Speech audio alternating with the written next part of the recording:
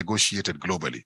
And it is a very important instrument because it unlocks resources that we're going to be using in pandemic preparedness and response.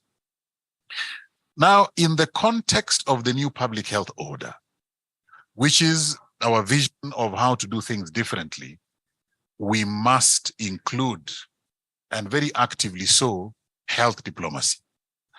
I'm really looking forward. Many years ago, when I was still a full-time negotiator, we tried to put together a cause for health colleagues in health diplomacy.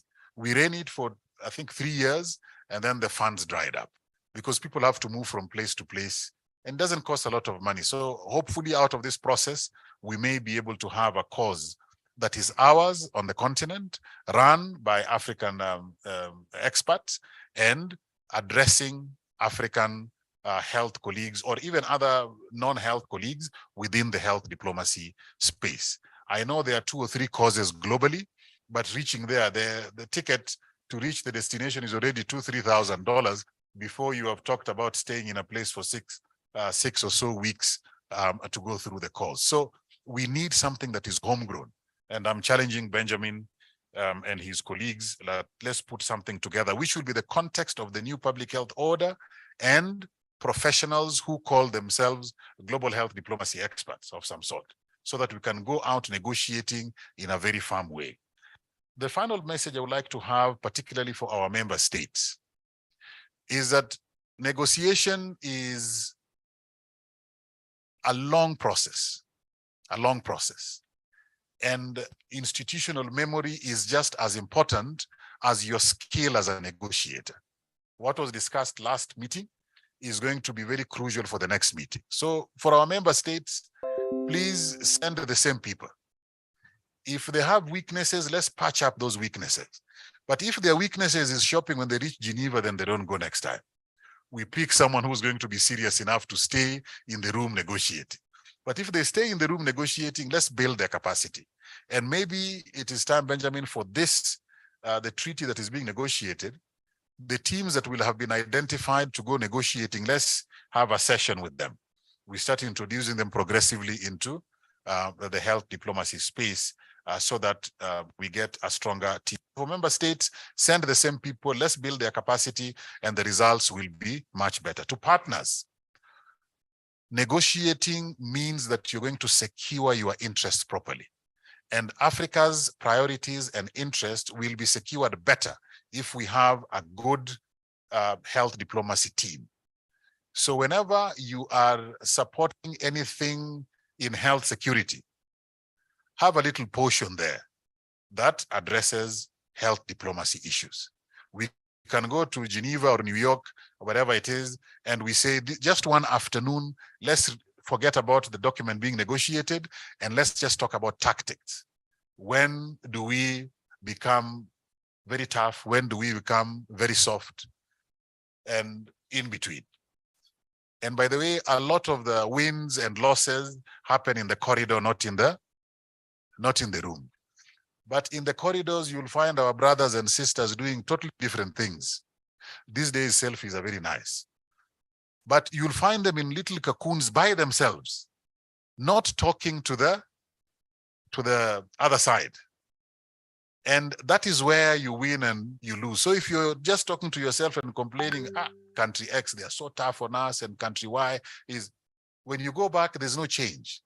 When you come out of the room, you look for country X and country Y, and you put them in a corner. And by the way, those folks who look very tough during negotiation inside the hall, when you meet them outside there, they are a little bit different, much more soft. And if you have a very strong pair of eyes looking at them, sometimes they soften a lot more than you think. So we need to discuss those tactics during those sessions so that it is applied immediately during the session. Global health diplomacy is very close to my heart because without it, the unity of the continent cannot be able to be maintained. But when you have a strong team that has been well exposed to health diplomacy, then the unity of the continent remains very strong throughout the negotiation. And there's nothing that opponents fear more than unity in a team. When you're united, it means nobody's going to poke holes into your armor. If you're not united, then it becomes a lot more complicated. Thank you very much for coming. Share your, and I'm seeing a lot of experience here when it comes to negotiations and health diplomacy. And I'm really looking forward to the good recommendations that you will make. But I hope also at the end of this session, one partner will say that, that cause you wanted to do, I'll cover it for 2 years. It will be a very good outcome for this meeting. Thank you very much for the afternoon. Thank you very much, Director. This is not a keynote speech, but this is an inaugural lecture on health diplomacy. Thank you very much. Thank you. Thank you. Thank you so much. Director, I just want to reassure you that in this room, we have key people, and I'm going to call their name. I want them to stand so that everybody knows them. We have Dr. Sultani, who is the African Vice Chairperson of Working Group on AHR Amendment. So Dr. Ahmed said that we are going to revise the AHRs, and this is our man here. We have Dr. Precious Matsoso, who is a co-chair of the Intergovernmental Negotiation Body on Pandemic Treaty. She's here. We have Ms. Bawelile Philomena Silemane, who is the coordinator of the African Group Health Expert in Geneva. We have Mr. Hamed Soliman, who is the vice chairperson of the Intergovernmental Negotiation Body on the Pandemic Treaty. And we have, the last but not the least, Ms. Teboho Babedi, the legal coordinator of the Africa Group Expert to Third Committee in New York. So if we fail, then hold them all accountable. Now you know who is going to do what on behalf of Africa. So thank you so much for accepting this challenge, but we are all together in this journey. Without further ado, let me hand my chairmanship to the next moderator, my colleague Noah, to take us through the next agenda item. Thank you so much. Noah, over to you.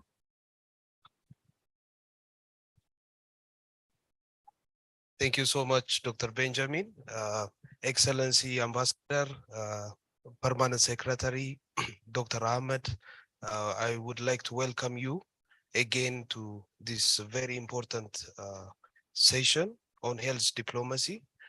And I'm very happy to be in this room because all the major negotiators that are representing us are here in one room. And this by itself is a very big success for me and for Africa CDC, for all of us. So I'm very happy.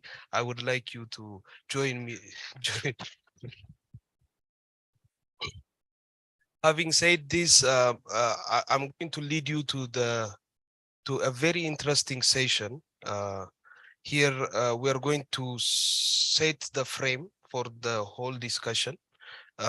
We will be looking at the concepts, some of the concepts, and also the history, where we started from, where we are, and where we are going towards health diplomacy. So this session is going to be presentations by prominent diplomats, lawyers, and also health professionals in this room. I'm going to introduce them one by one. The first presentation is going to be made by Professor Kwadwo Apeji Atwa.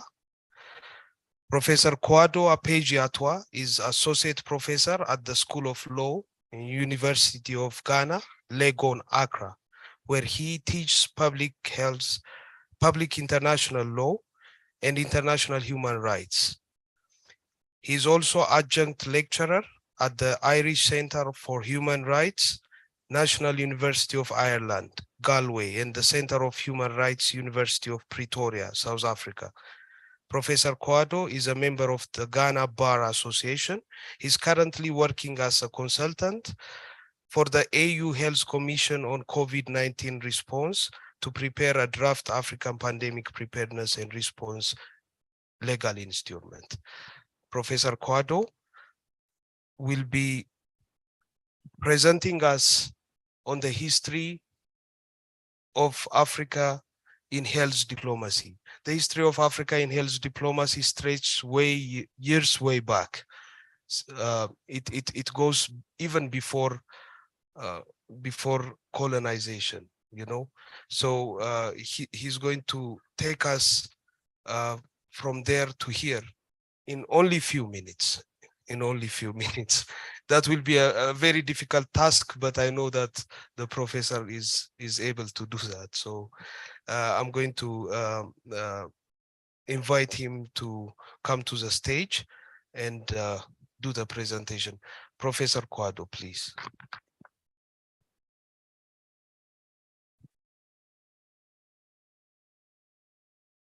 Thank you very much, Noah. Excellencies, representatives of members of states of the AU, distinguished participants, ladies and gentlemen.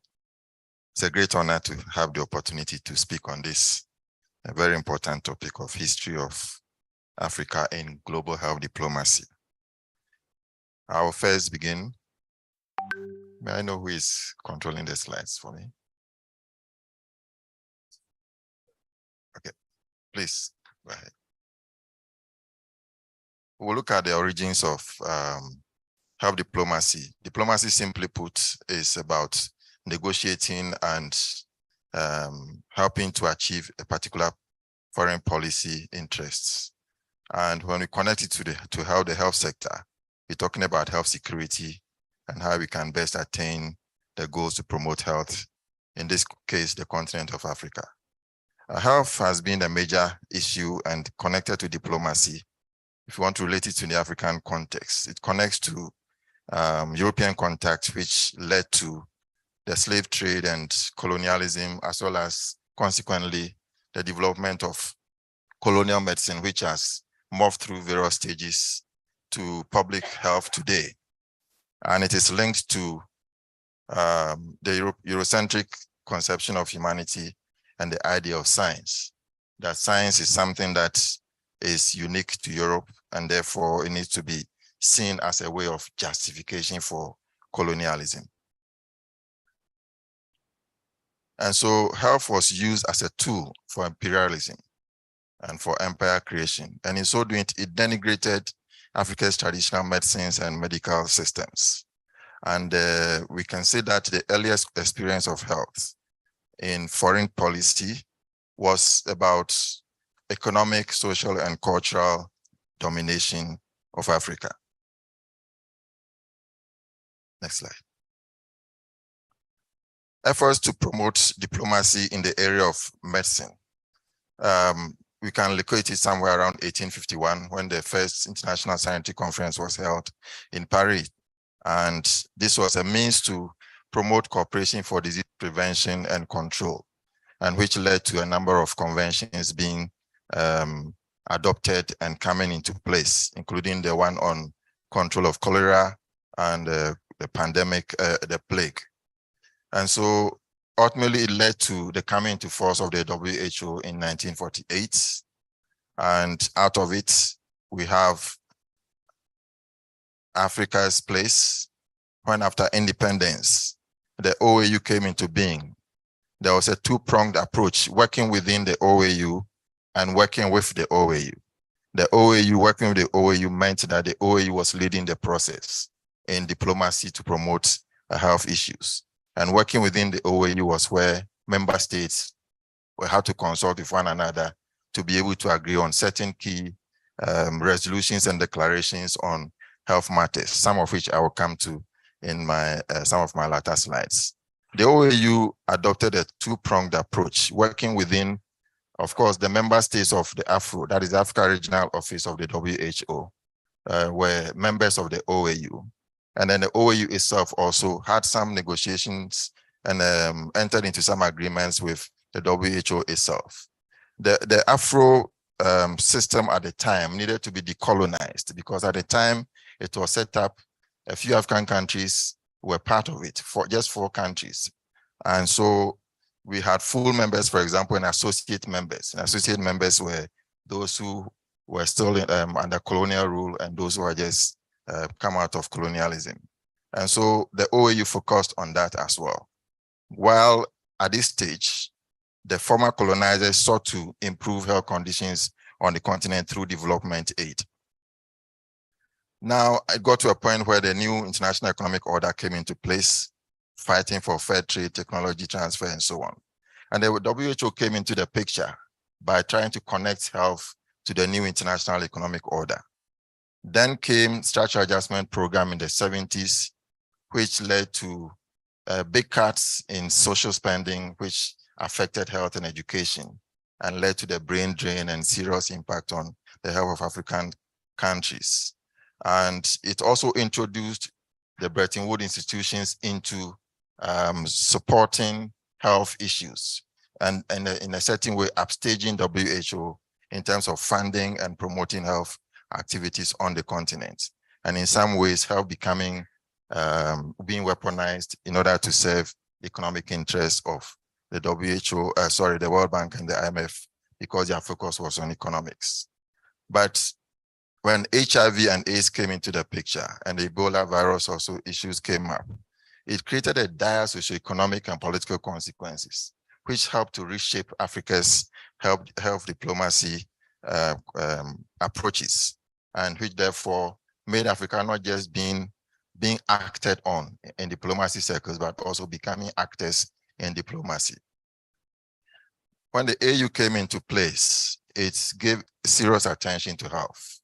And it also wanted to make sure that health diplomacy is part of the agenda. And so when you go to, for example, Article 3N of the CA, of the Constitutive Act of the AU, it talks about working with relevant international partners in the eradication of preventable diseases and the promotion of good health on the continent. Then we have the new public health order, which is derived from Agenda 2063, which also talks about promoting a prosperous, integrated, and stable continent, part of which deals with health.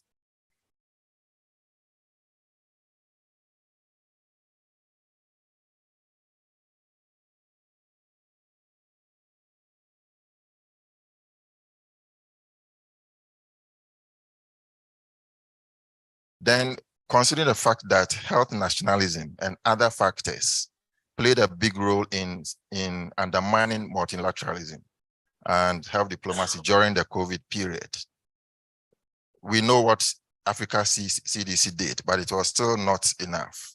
And so doing a debrief, it was realized that there was a need to set up the Africa's COVID response team, which we have His Excellency Mr. Ramaphosa as the AU COVID champion.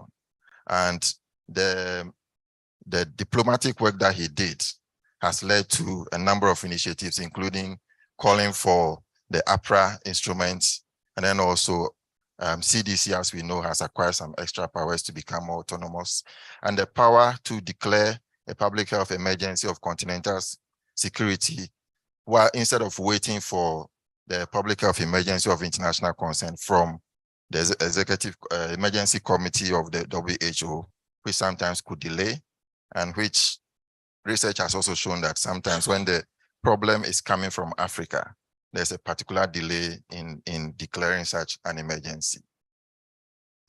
There are some few challenges that Africa faces in using health diplomacy. Weak collaboration across governmental actors is one. Limited policy coherence at the national level is another. And sporadic attention given to health in foreign policy. And so we believe that if these issues are tackled and addressed, it will help us to be able to realize the goal of where, going back to Agenda 2063, it says that Africa, we want to transform Africa into a global powerhouse. And this is Africa's century, and Africa is represented a dynamic force in the international arena. We can achieve this if we get APRA done by 2024, as has been set by the AU. And we can do so if we're able to promote health diplomacy. Thank you very much for your attention.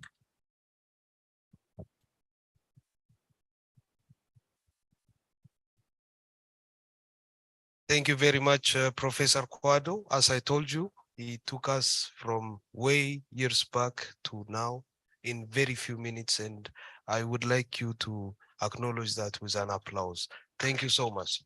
Thank you so much.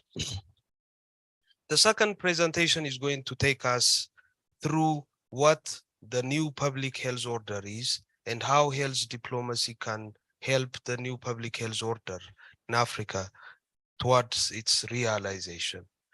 This is going to be presented by my boss, my elder brother, I can say, and my mentor, Dr. Benjamin Judalbai. Dr. Benjamin Judalbai is the head of policy and health diplomacy at the Africa Center for Disease Control and Prevention. He has over 20 years of experience in public health in Africa and has held various leadership projects and led various public health projects and initiatives over these years. Dr. Judalbai is the author and co-author of several peer reviews, scientific articles, and published a book on in psychiatry. Can you imagine a book in psychiatry? Okay, so please join your hands for Dr. Benjamin while he comes here. Thank you. No, I said I am his boss. Dr. Ahmed is my boss. So each one has a boss. It's okay now? Good. Now, thank you very much. Professor really highlighted the key things that I wanted to say here. So my presentation will not take long. I will take you straight to the point. Next slide.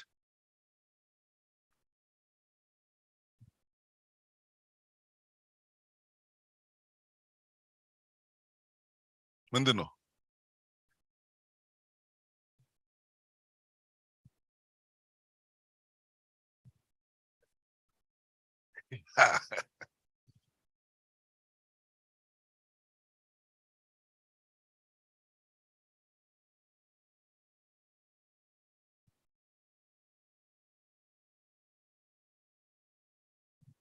Okay, I just want to take you quickly. Yeah, this is my slide. What is happening? It's okay?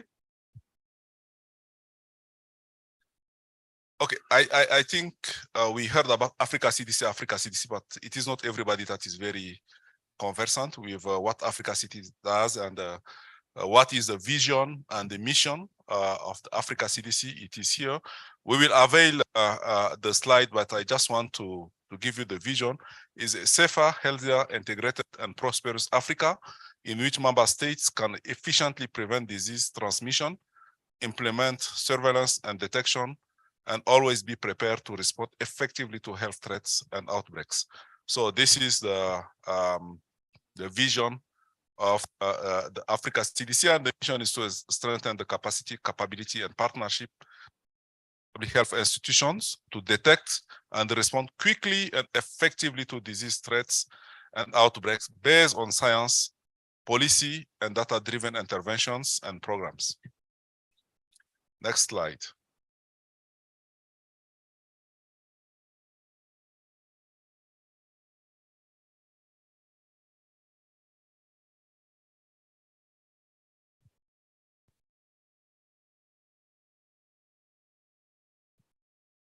What happened?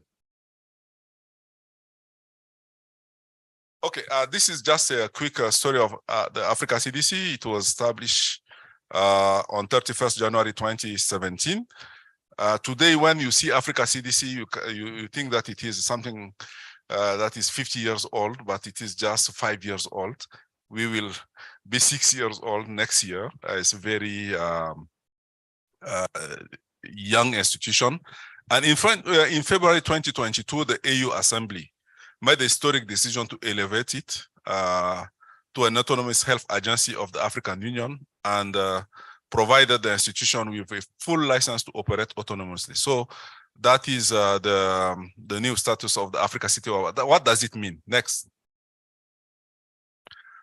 It means that Africa CDC has the legal, institutional, and operational autonomy to serve as a channel to mobilize financing and build the necessary capabilities required for the disease prevention and control in Africa. And also, Prof mentioned that Africa CDC now has is empowered to declare public health emergency of international concern for regional concern for the continent, and is more accountable for the decisions and policies being made to address the gaps in our health systems. Next. Okay, this is just the strategic areas of our work. I'm not going to take you through, but broadly there are 6 with their different description. They go from the disease control and prevention to the surveillance and disease intelligence. Next. So this is our model of operation. We wanted to have an institution without walls. So we have 5 regional coordination centers, 1 for each region. We are still looking for a member state to host the regional coordination center for North Africa, but in West Africa, we are in Abuja. For Central Africa, Libreville, Gabon. For East Africa, in Nairobi, Kenya, and for Southern Africa in Lusaka, Zambia. Next. So why do we need the new public health order? And we know the challenges on the continent. We have our rapid urbanization. We have the population growth. We have the multiple outbreaks, disease threats on the continent. And of course, our health system is very weak and we've limited workforce. Next. And the COVID-19 also brought a lot of challenges to the continent. And head of state and government repeatedly expressed their willingness and commitment to build a resilient, integrated, and self-sufficient mechanism that can effectively ensure health security on the continent. And that is one of the reasons that the status of Africa CDC was elevated. And Africa CDC strongly believes that Africa needs a fundamental change in perspective, organization, and execution when it's come to public health. Next. Okay, so as Prof said, the vision emanated not only from the Agenda 2063, but also from the lesson that we learned, not only from COVID, but also from Ebola and other diseases. And recently in New York, the AU member state had called for the immediate implementation of the new public health order. And that was at the margins of the UN General Assembly. And we have 5 pillars. Next, I just want to take you through quickly. The first one is to strengthen public health institutions. And I am happy that Dr. Taj is here. We need to have really strong institutions, National Public Health Institute that can really perform the mandate. We need to strengthen the public health workforce. They are all here. Feth is here. Turine is here. Dr. Taj is here.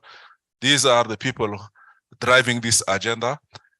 Expanded local manufacturing, not only for vaccines, but for diagnostics and therapy. Imagine today, we are not even producing the rapid test for malaria, for HIV. And these are the diseases that are on the continent forever. You know, talk less of the vaccines. Only 1% of the vaccines that we needed on the continent, we are producing them. So the objective is to produce at least 60% of the vaccine by 2040. So that is why the new public health order is here. Of course, increase the domestic resource for health. We have the Abuja Declaration, 2001, allocate 50% of the national budget to health, but only 5 countries on the continent have fulfilled that mandate. You know, so we have a lot of work to do in that space also.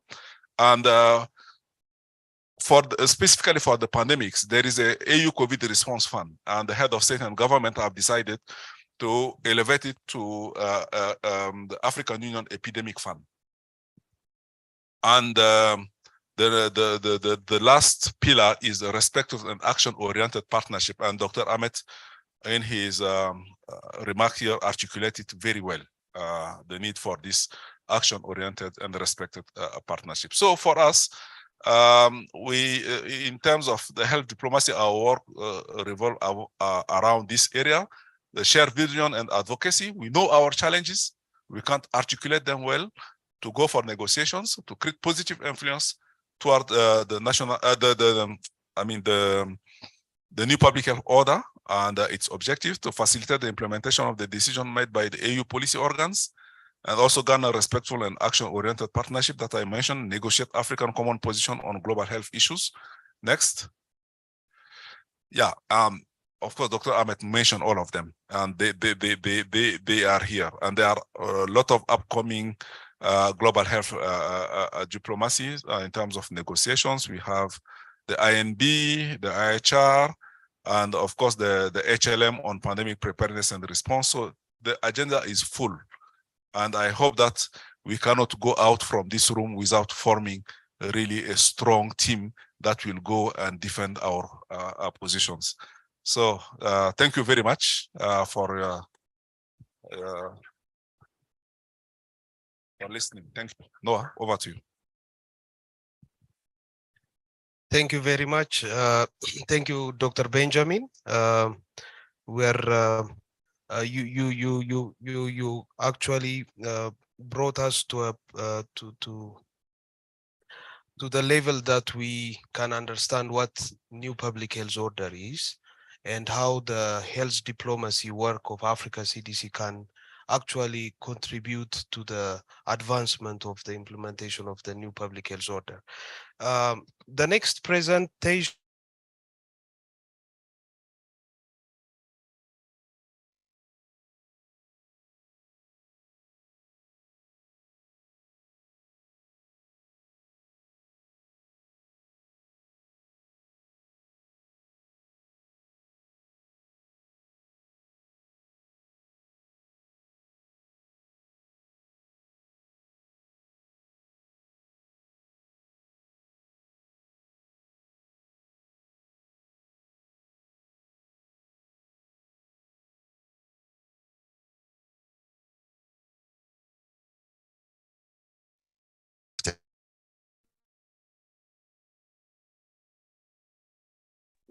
in Africa, I can say was a blessing in disguise, as it helped us to stand up on our feet and start to think about our own mechanisms.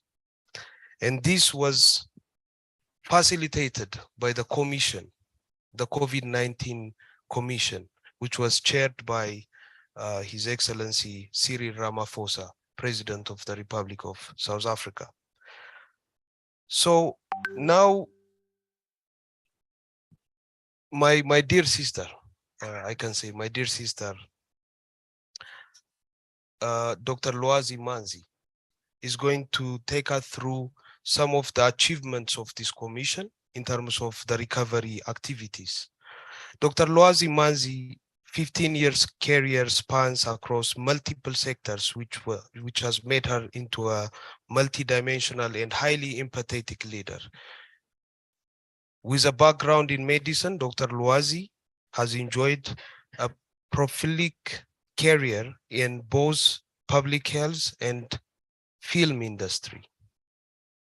In 2019, she served as a media liaison officer for the Ministry of Health in South Africa and tackled 2 massive communication campaigns for the National Health Insurance and COVID-19 pandemic.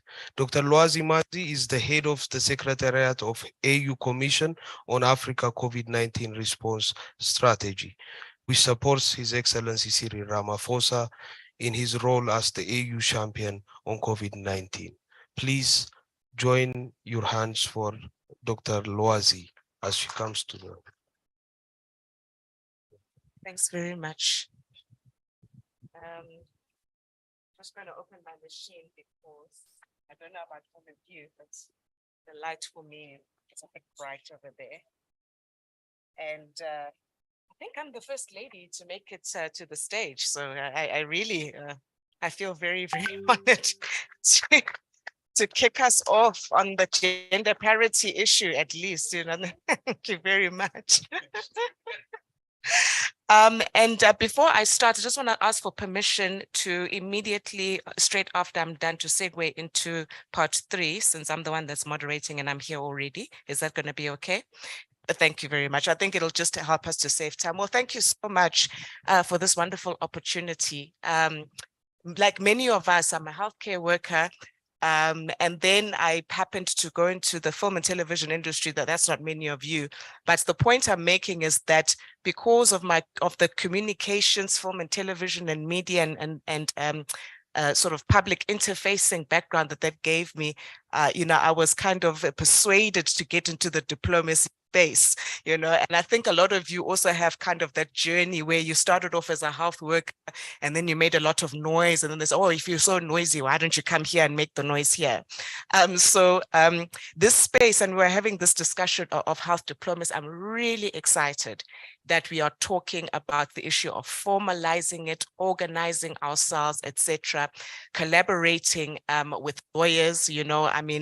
You can see that, I don't know how many of you would have handled, a historical account the way the lawyer did, but that a meticulousness, attention to detail, and, excellent storytelling in terms of actually putting forward a rationale and an argument. Those are really skills that we need to bring in as we deal with the health diplomacy issue. And I'm also really glad that we started with our domestic or local or regional diplomacy issues, and we're going to be moving on to the globe, because Africa first. Everybody else puts themselves first, so we're also going to put ourselves first, and we're going to deal with diplomacy right here where we are.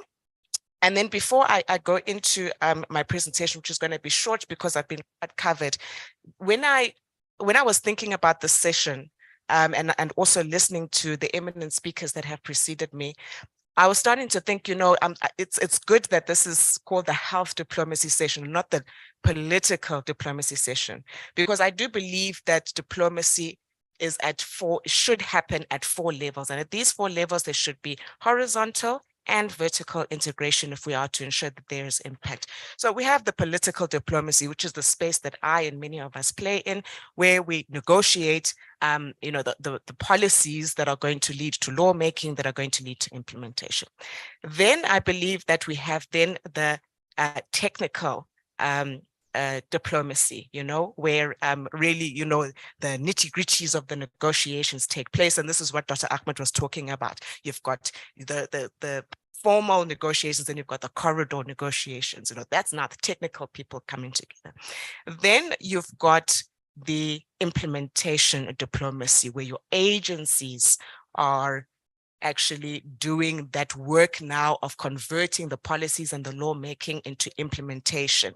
And we, outside of this particular forum, in the conference, there's been a lot of talk about how implementing agencies must actually collaborate to ensure that we have harmonization of data, harmonization of implementation activities, etc.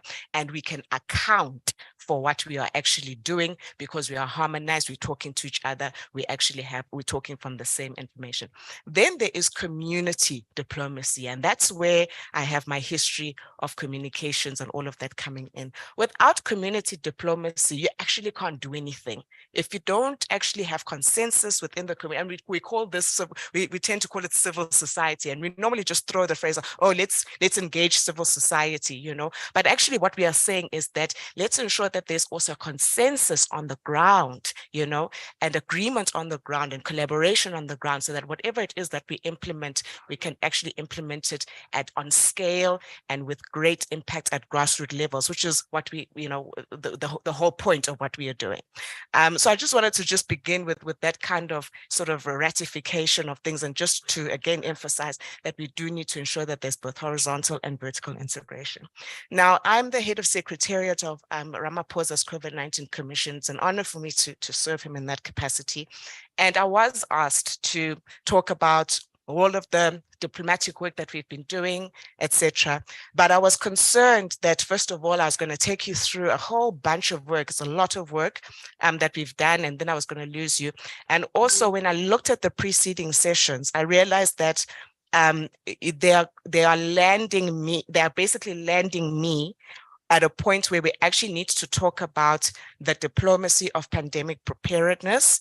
And so I've decided really to actually focus on this mandate we were able to secure to establish APRA, of which Professor Kwadu, who has been working with us, has already given you the rationale, the history, where we've come from, etc.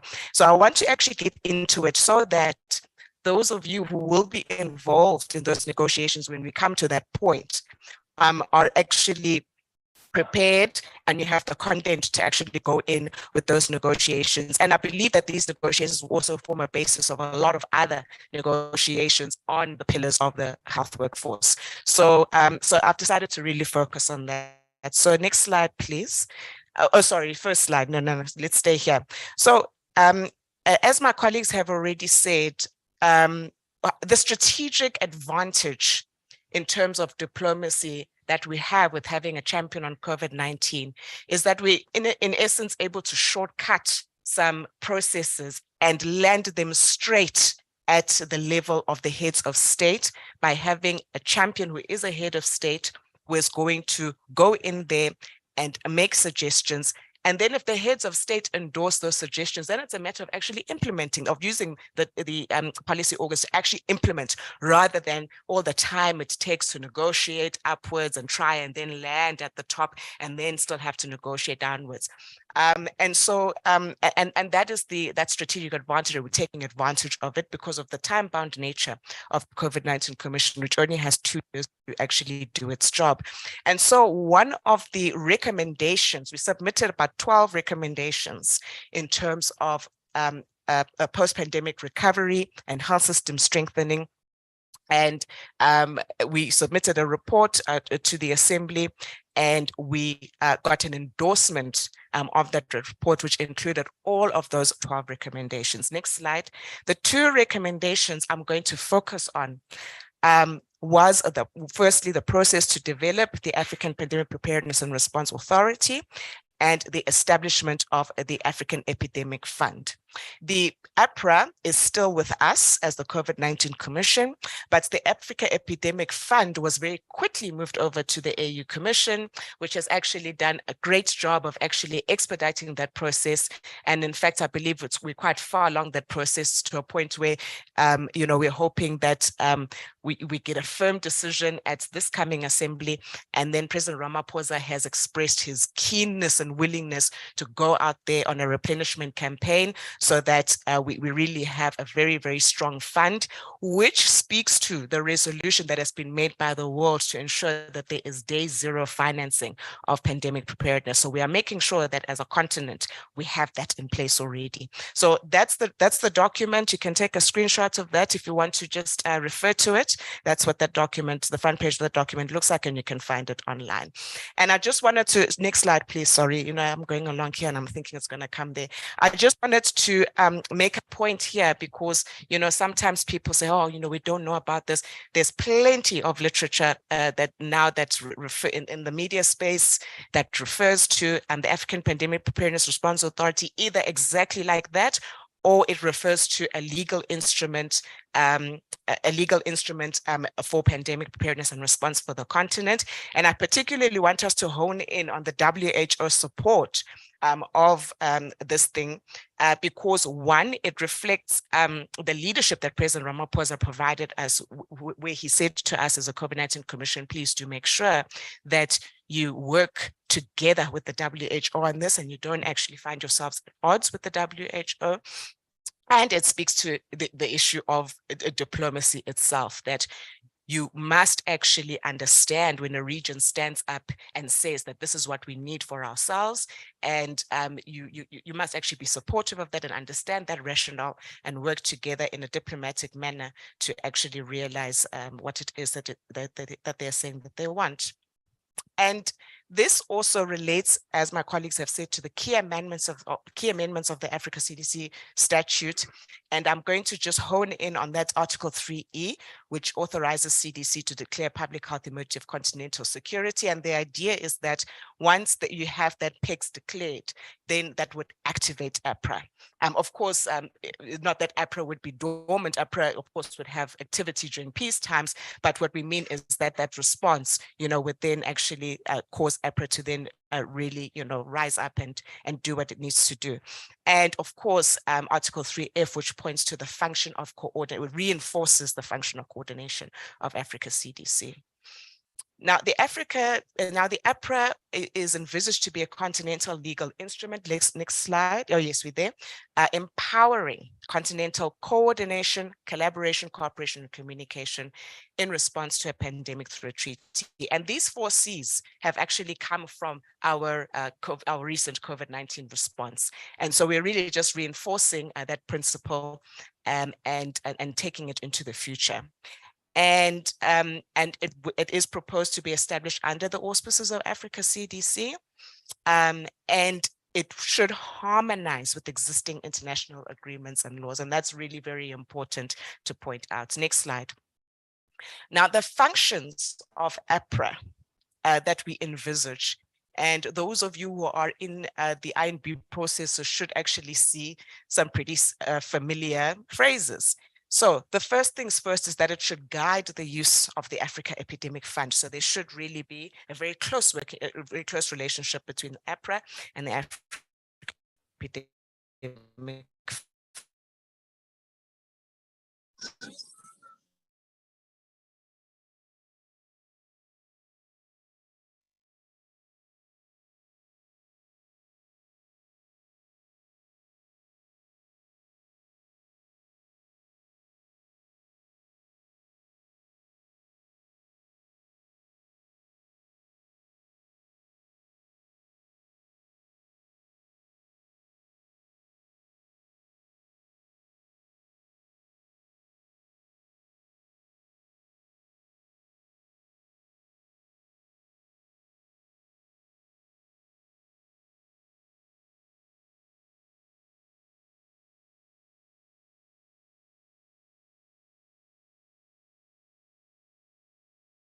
Recording in progress.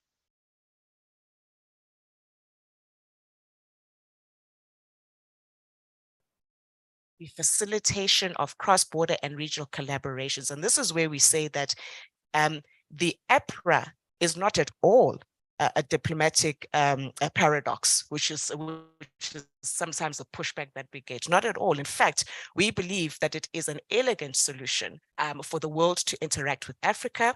And we also believe that it then compels member states to come to a common position so that there's no confusion when we're actually interacting with the world, and we actually come with a unified voice. As I was saying something about, I think it was Dr. Ahmed was saying, if you're not unified, then it's a divide and conquer situation, which Africa has for centuries been suffering, and we want to put an end to that. And then, of course, it should actually have a biohazards and biosecurity unit that ensures that we are protected from those kinds of assaults. And just to point out that we're not the only ones who are organizing. In fact, others have organized. You've got the European Health Emergency Preparedness and Response Authority. The HERA already has mobilized 6 billion euros, and pretty much looks quite similar to the APRA that we have proposed. And of course, other regions and even countries, and including my own country, are also preparing. And we do say that pandemic preparedness must happen at national, in fact, at community, national, regional, and global levels. So that's the end of that presentation. And I thank you very, very much for your attention. And I hope that this empowers you to be able to actually defend these decisions that have been, Oh, okay, okay. And I hope that this empowers you to be able to defend the decisions that are made wisely by the heads of state when they say that we actually need our own regional capacity by establishing our own institutions that will actually be enabled to interact elegantly with other institutions. And I was quite incorrect. I'm not the last speaker in this session. There is one more. So I'll just hand back over to Noah to introduce the next speaker, and then I'll be back to moderate the session. Thank you. The next session. Thank you very much.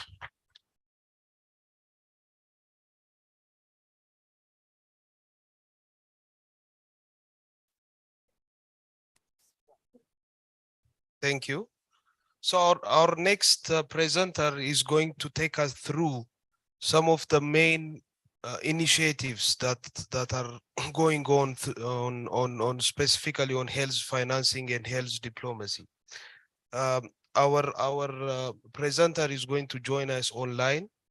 Until she joins us, I think we can do a very short health break. Maybe you can.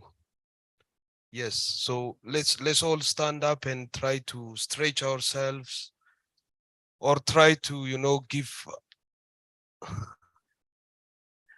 Yeah.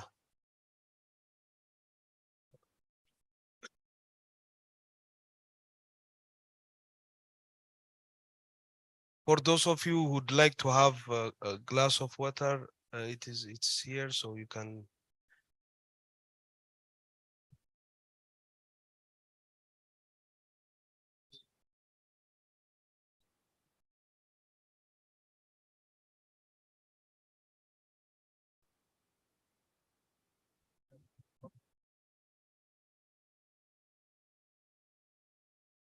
Technical team, please confirm when Dr. Viviana is connected.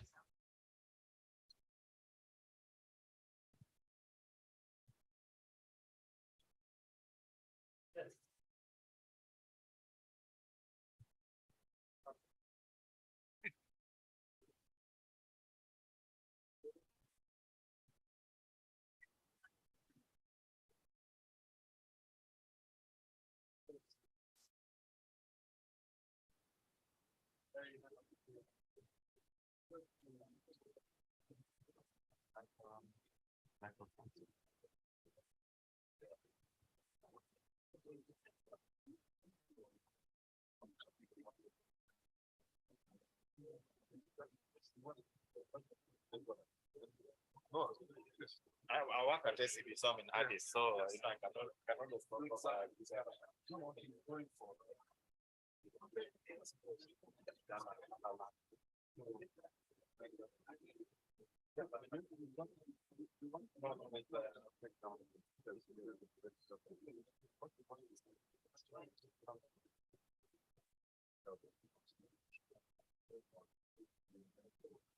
Oh, okay.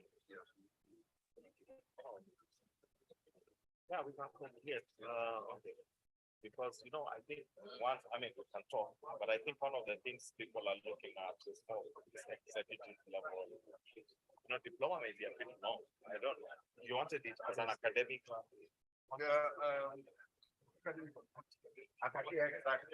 it's the practical bits that wants to take people to this kind of understand. And then faculty. You want to put faculty here. It's people who is not academic, it's people who went to this negotiator, and I like what I'm saying because Africans are notorious. Hello, Dr. Vivian. If you're hearing me, this is the team from Africa CDC. It's your turn now for your presentation. So you can open your microphone and the video feed.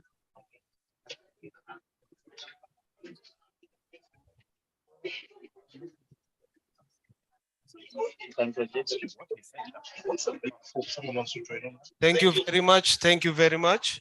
So let's go back to our seats, please. Dr. Viviana is already connected. Help me save some time.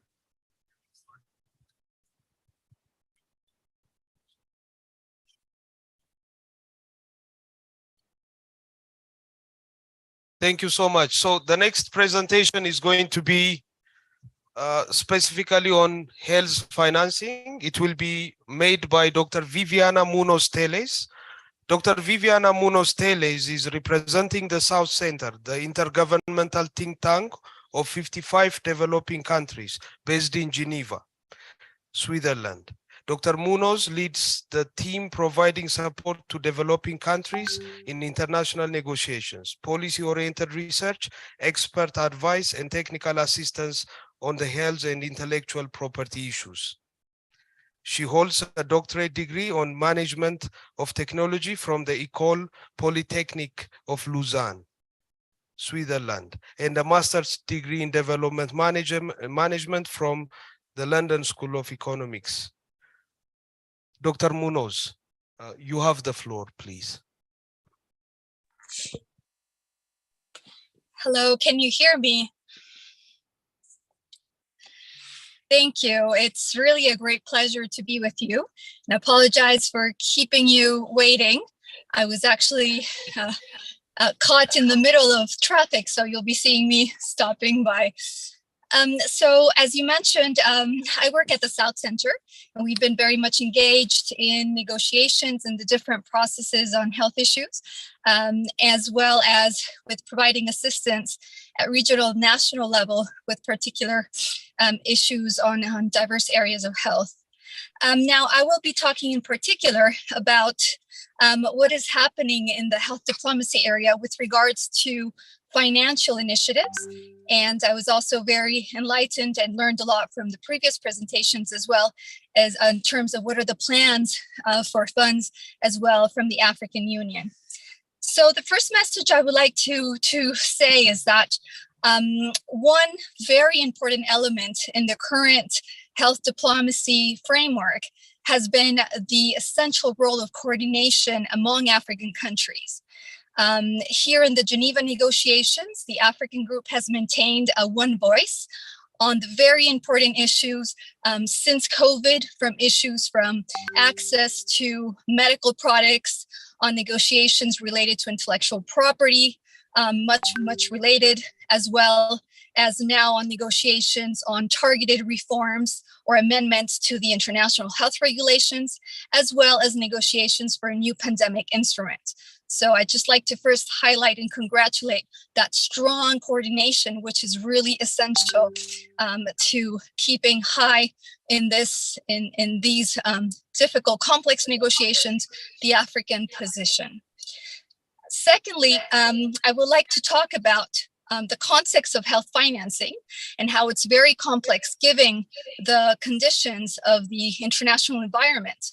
And I'd like to mention that often in the health financing discussions, we don't talk about the aspects of the issue of debt. And I think it's really important that we relate our discussions on health financing for this pandemic and for future pandemics as well, with issues of debt relief. Now, the issue of debt really needs to be made part of health diplomacy for health financing. We have already strained health systems, and what we need in terms of future outlook is sustainable long-term funding, non-concessional, preferably more in the form of grants. And we need to be only prepared not for current COVID-19, but really to support broader health system strengthening and population health, in addition to future pandemics. And what we're seeing, a lot of the discussion currently is focusing on pandemic preparedness, but those underlying fragilities of health systems need to be addressed. And this is partly as well in response to the process of the international health regulation implementation.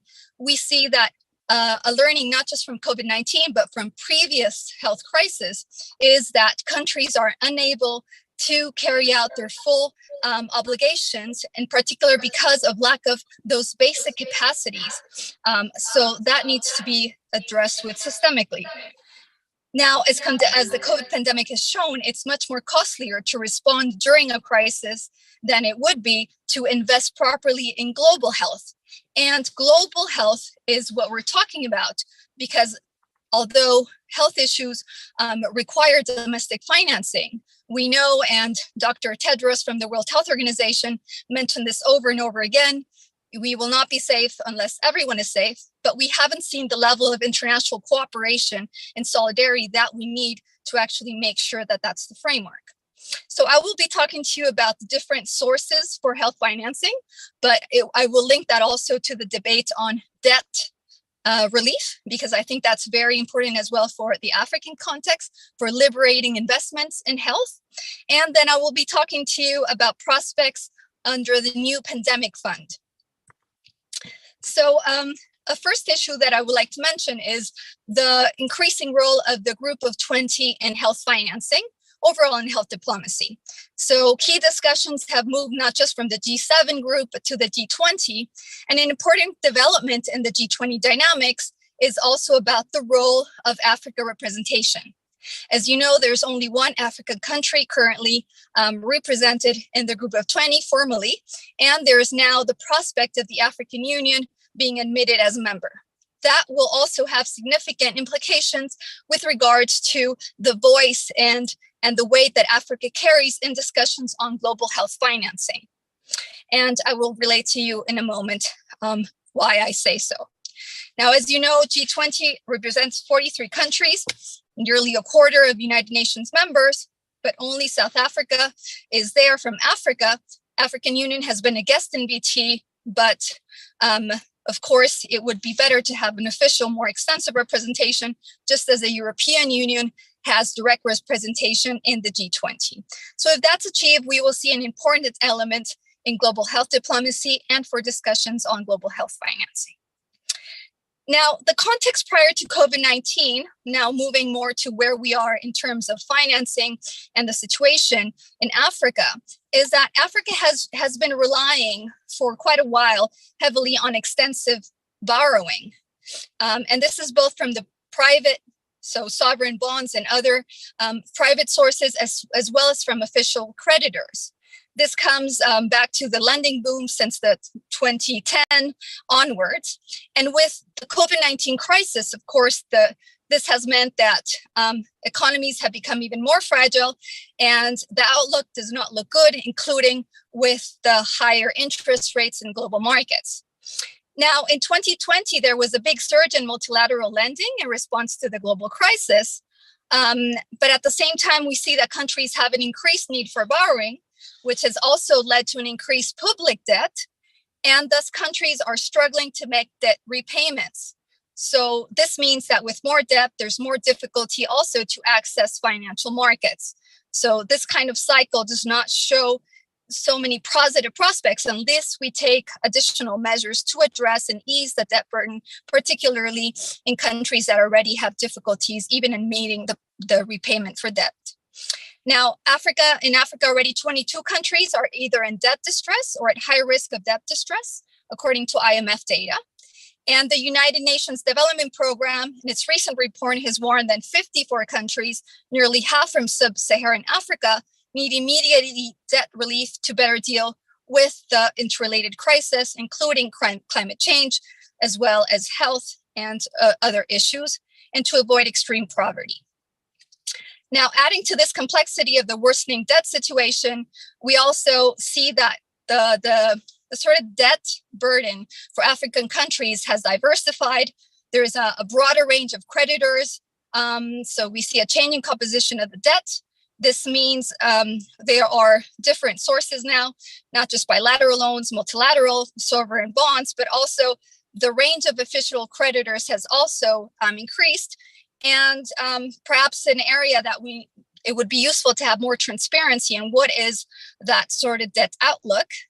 There's been a recent new Africa debt database developed by the Kale Institute for the World Economy that gives an idea of how and who is lending to Africa and how, and the level of the debt distress. Now, that was to just point that there is an increased urgency for debt relief. And in terms of what has been achieved here, there has been some debt relief from official creditors, not so much from private lenders. And you may know that the G20 Common Framework for Debt Treatments, the DSSI program that finalized in 2001, was then continued with the Common Framework. And this Common Framework to help restructure the debt is still having trouble. There's been difficulties, for example, to get private creditors to join. And clearly between G20 members, there's divergences in how should the Common Framework be shaped. And this puts into question the credibility. We see that today there's only 3 countries, which are all African, that have used the G20 common framework, those being Chad, Ethiopia, and Zambia. And therefore, on the side of the debt relief outcome, it's insufficient. And we need more debt relief in order to liberate more resources toward health investments. Now, currently, the trend is an increase in lending. So there has been more lending towards health from multilateral banks, or generally more lending lines, in particular IMF and World Bank. But with rising interest rates, again, this is just, and the debt composition being so diverse between countries in the African continent, this is still, it's a difficult trend to focus on lending on the basis of loans and the question of meeting debt repayment. Now, for financing for health specifically, again, ideally, we would want to have a larger part financed from domestic sources. And as was mentioned earlier, the Abuja Declaration of the African Union did create the pledge of nations to increase the health budget to 50%, at least, of the state annual budget. And as I heard earlier, only 5 countries have fulfilled that mandate. Now, as it relates to the previous issue, just on the debt burden, not even considering, levels of poverty increase and overall systemic difficulties given the current environment, it's understandable that it's becoming even more difficult in the current context to meet those investments. But the essential point that more investment should go to health is a very important one to highlight. We just have to find is what are the adequate mechanisms to assist countries to actually increase those investments in health, and then to seek external sources to complement those domestic priorities in health. So at the basis should be the health system strengthening. That's the basis for any kind of adequate system, focus also on primary healthcare strengthening. And then this will also lead a better basis for dealing when we have health emergencies and pandemics. Now, there's been a lot of attention to the growth in World Bank loans and IMF potentially also being used towards more health investments. The issue is that we already see that many countries were hesitant to borrow directly from World Bank loans towards health financing. In terms of African countries, there are a number of countries that would qualify for, let's say, the non-concessional loans.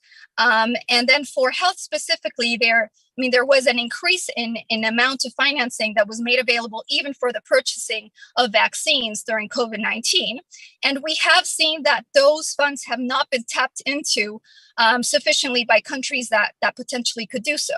So the question arises, why has this been the case? Partly, again, because of the concern about borrowing. And then this just shows again that we need to try to find additional mechanisms that will go beyond the traditional loan framework approach. And also how to deal with the needs of countries that would not qualify, in particular for the funds under the International Bank for Reconstruction and Development, which is mainly focused on the poorer countries that have below the 1,255 gross national income per capita per year. And those are the only ones that are eligible for the 0 to low interest loans versus the others that would meet only the IDA criteria. And that also depends on the debt repayment creditworthiness. So there are other initiatives taking place, as we've heard also, of course, from the African Union itself with new funds. Be very interesting. I think that's very important to look at the scope of what can be done there. And I think it, as I talked to you about the pandemic fund, which has been established with the trustee of the World Bank, I'll just mention a few of the limitations of the pandemic fund. As we know, this will be important new resources. It's based on grants, so therefore it is of interest. But I will mention some of the limitations on the fund to just highlight the issue of how those African level funds that can be developed and other finance mechanisms for health will be very important for countries to be aware of and to make use of. So just as an additional factor, I'd like to also note that the official development assistance has also been in a decrease after the peak during the COVID-19 pandemic. And this is a worrying trend because overall we see development assistance decreasing, and we see that there's been a shifting or a use of development assistance toward assisting countries to deal with COVID-19 and overall with health systems. And so there's the concern about diversion of existing funds due to this crisis and due to different crises. So the overall outlook for official development assistance is also not very positive. And given the common pattern in global health financing of cycle of panic and neglect, as is well known, we are likely to see, the interest of external, more non-concessional or grant financing coming down as the pandemic drains. So with regards to the pandemic fund, this is officially called the Financial Intermediary Fund for Can you hear me, Pandemic Dr. Prevention. Munoz? Sorry, excuse me? You need to wrap up. Okay. So just a few comments on the pandemic fund. The pandemic fund has been established under the G20. Again, at this moment, African Union is not directly representing as with voting rights. So that means that the voting countries will have the main say in the governing body of the pandemic fund. It is positive that there are some civil society voting members. However, again, the voting power will remain with the main donors that are in the governing body. There's also the issue about how will the money be established? Will it be, we would not like to see development assistance aid being diverted towards the pandemic fund. The other issue is the scale of the pandemic fund. We see that still it's aimed to cover up to about around 10 billion. And right now the funds that are committed are less than $1.5 billion. And this would cover all areas of preparedness, prevention, and response. So clearly there will be a lot of implementing entities that will competing for the sources of fund. Now, this is money that will not go directly to countries. It will go to implementing entities, many of them that already are well-established global health entities. So that means countries will have to negotiate with those intermediary entities to be able to access those grants through the pandemic fund. So it will be important to analyze in more detail those potential limitations of the pandemic fund and to try to seek how African countries can have more direct voice in the continued development of this fund so that they can access in better terms these sources of grants, and also that it links to what they consider as priorities for strengthening their global health capacities, particular for pandemic preparedness and response. Thank you very much. Thank you. Thank you so much, Dr. Munoz. You went through you gave us detailed information about the major initiatives, and it is very important not only for us but for those who are following online. I have just confirmed that the African group of experts in Geneva are currently following online, and also from New York, the African group is currently online. So I'm very happy, and thank you very much, Dr. Munoz, for the information you provide us. Now we are going to the third session, and this session is where we are going to listen from the horse's mouth. People are here who are there in the forefront of the negotiations. And we are going to listen from their accounts on the issues, the challenge, and the ways forward when it comes to health diplomacy and the negotiations, and also the future prospects of the continent when it comes to diplomacy. So I'm going to hand this session back to Dr. Loazi. Please, Dr. Loazi, take your place. It is going to be a panel. All right. Thank you so much. Thank you very much. And it's an honor for me to moderate this panel. And I'm going to ask the speakers to come up. And as I call them, they will, I will read out their bios while they take a seat. And so I would first like to invite Dr. Sultani Matende Chero. Dr. Sultani is the head of the Kenya National Public Health Institute, and he is a bureau member and vice chair of the World Health Organization Working Group on amendments to the IHR regulations. We've heard so much about these targeted amendments, so I'm really looking forward to diving into that one. And he holds a master's in clinical pharmacy and a master's in international studies. Welcome very much. We are really glad to have you here.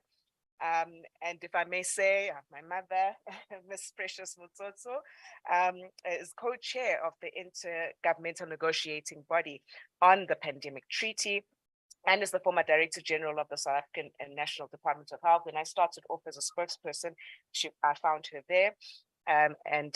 You know, she was very helpful to me, just getting me around the corridors of the National Department of Health. And as we said, she is currently co-chairing that INB.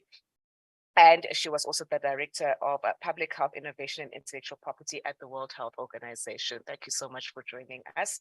Ms. Baweli Lesmelane is the current coordinator of health of the African group in Geneva. Oh, thank you very much. Thanks. She also serves as the co-facilitator of the Agile Task Group on Strengthening WHO and has a background in international politics and 20 years of experience in various national departments, including foreign affairs, international cooperation in Eswatini before moving to Geneva. Welcome, panel. I'd also like to invite the only other lawyer in the room, Mr. Ahmed Soliman, Deputy Permanent Representative of the Egyptian Mission in Geneva. He is the Vice Chair of the Bureau of the INB to draft and negotiate the WHO Convention or Accord, and representing East Mediterranean region in the WHO, and has more than 20 years of experience as a career diplomat, holding a Bachelor of Medicine, Bachelor of Law, and a Master's in Diplomatic Studies. Thank you very much for joining us. And finally, Ms. Tebogo Babeti, who's the first Secretary of the Permanent Mission of South Africa to the United Nations, is a third committee expert in her mission, and the African Group Coordinator for the third committee, which covers agenda items relating to a range of social, humanitarian, and human rights issues that affect people all over the world. Holds an honors Bachelor of Arts in International Politics from UNISA and a Bachelor of Arts in International Relations and Diplomacy from the University of South Africa. So really, we have the finest diplomatic minds here, and we will delve right into it. And I think that I've been asked to introduce, you know, what we'll be talking about, but I think we've had plenty of background. And so we're really just wanting here to hear from the very, very finest minds in diplomacy. Now, we are going to start with you, former DG, Ms. Precious Mutsotso, and I'm going to really stick to the 4-minute time limit, as we are really needing to make up time. So unfortunately, please forgive me if I do actually ask you to wrap up when there's a minute to go. But Ms. Mutsotso, you are chairing the INB, of course, co-chairing the INB. And the body was established after the decisions of the member states at WHO at the 75th session to negotiate this instrument. And I think that the idea was that we've had so many cooperative platforms and we needed something that was legally binding. I think this is really what you know, has been said. And I know that, you know, some like the US have publicly said they don't like the legally binding side of things, you know. But I think this is really what people are saying, is that there needs to be accountability when we say that we are actually cooperating. So what led the world to think that there's a gap in the tools and systems that we had for cooperative response? And how do you believe that Africa can benefit from this negotiation? And what challenges have you found so far? And of course, what everybody really wants to know, and with the truth of the depth of negotiation that African members currently have, and if there is a way that we can really deepen our negotiating powers, how we can do that. You have 4 minutes. Thank you. Well, I don't know whether that can be answered in 4 minutes. if it's in the interest of this audience and those who are in New York and everywhere else, unless if it's window dressing, of course, I'll just answer quickly. But in fair honesty, this is such an important process to just limit it to 4 minutes. That's true. I mean, we have a continent that had a disaster in West Africa, Ebola. And I think it's the basis, and I want to retrace, because when we had the Ebola outbreak in West Africa, it was the basis on which we came up with Resolution 6930. And I happened to chair the negotiations for that resolution. I know that you're talking about diplomacy. The significance of that resolution is that it brought about what we know today as the WHO Emergency Program, WHE. So the question is, if we had WHE, why did COVID happen? So it's quite clear that investments in preparedness were inadequate. In fact, there was gross underfunding of preparedness. But I think beyond that, the legal instrument that is currently under amendment, which is the IHR, is actually a very conservative instrument. It's conservative in a sense that when we have a disaster, when we have an event as prescribed in that piece of instrument, it actually refers you to steps that must be followed. A virus does not wait for steps, especially a pathogenic viral form. It doesn't wait for steps. And I think from that perspective, it was necessary to look at what the deficiencies of this instrument are.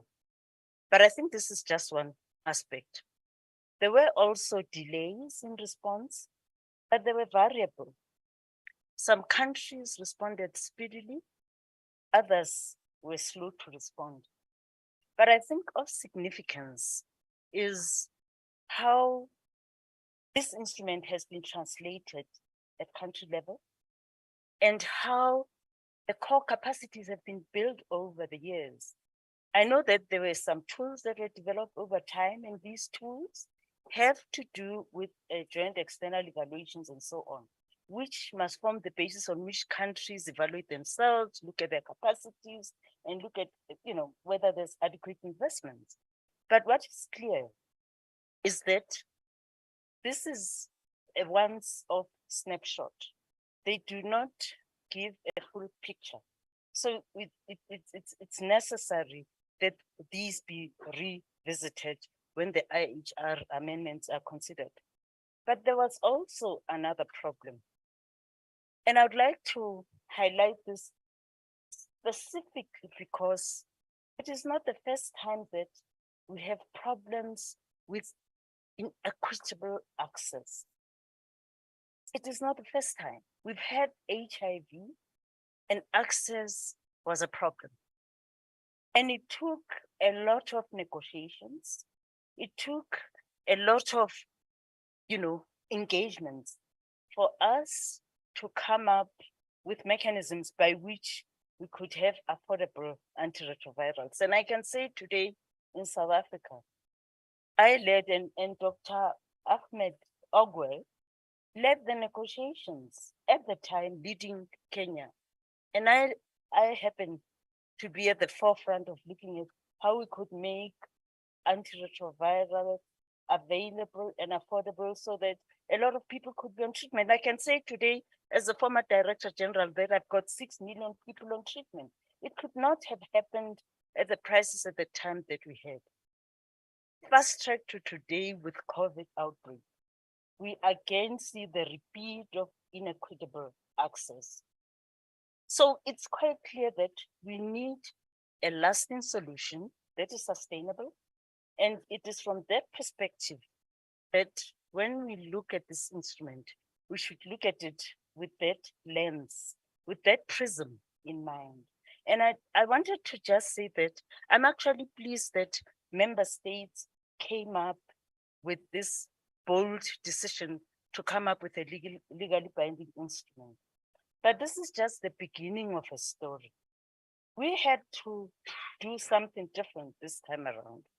Historically, the instruments that you have, the Framework Convention on Tobacco Control, as well as the IHR, they started with a lawyer preparing a draft, which then became the basis of negotiations. I heard earlier we were talking about diplomacy.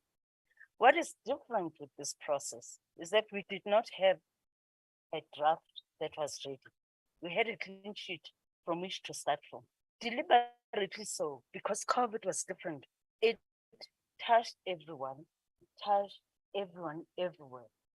And the significance of that is that I know that we talk about statistics, 6 million people died, but behind that number is someone's mom, someone's uncle. It's an individual whom we've lost and will never be replaced again. So as we work on this instrument, we should remember that next time around, it won't be 6 million, it will be 60 million. So it is in our interest to ensure that this time around, when we come up with an instrument, it must be implementable, it must be resourced, and it must have appropriate governance arrangements. Okay. And I am pleased to say that when we started with the clean sheet, we actually asked member states and said, tell us, what would you like to have contained in this instrument? And there are 4 significant thematic areas, and I won't go into detail in the instead of the 4 minutes that I've been given. Yes, the first one was on equity. I think that African countries have been very clear. Equity is a priority. It should not just be dealt with as a principle. It's an outcome, it's an indicator, and it's core to this instrument. And I think it's the basis on which this instrument, when the negotiation starts, the African region must ensure that it can be protected in its operationalization, in the manner in which measures are going to be determined, as well as obligations.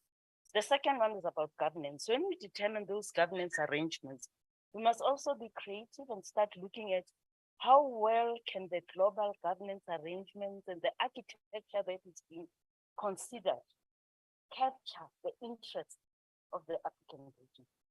It must not just be one person representing the region and that's adequate.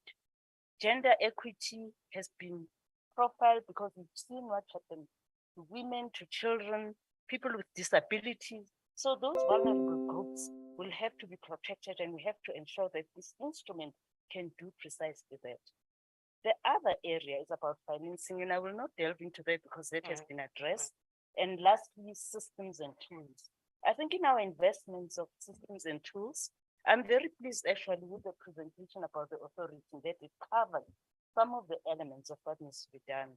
And it is from this respect that I'm pleased that Africa in particular said that they want this to be legally binding, and it has to be done in terms of Article 19 of the Constitution of the World Health Organization. Of course, other countries said no, it must be 23.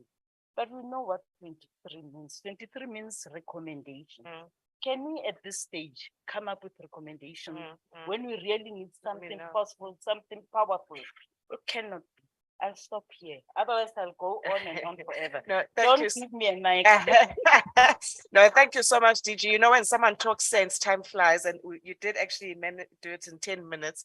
But I couldn't stop you because the way you laid it out, you know, yeah, I knew where you were going, and I knew where you were going to land, and it was very important that I gave you that opportunity to actually land where you needed to land for the benefit of the audience. And I think what's really important, just two things to highlight, is that we needed an instrument that is going to be lasting and sustainable, and the issue of co-creation, that blank sheet that you spoke about, and everybody actually had inputs into that blank sheets. That is really actually a critical development. So thank you so much for that intervention. And I'm going to come to you now, Dr. Sultani. So now we have been speaking about the targeted amendments to the IHR. And to date, it is the only existing tool that was used to govern pandemic preparedness. Now, these targets, what are they? Which are the targets? You know, everybody says targeted. What are you actually targeting now at this stage? And the Africa Group in Geneva did reflect concerns on the IHR revision and its process. Can you shed some light on that and let us know what those concerns are, and therefore what the rationale was actually for dealing with the targeted amendments as we saw necessary?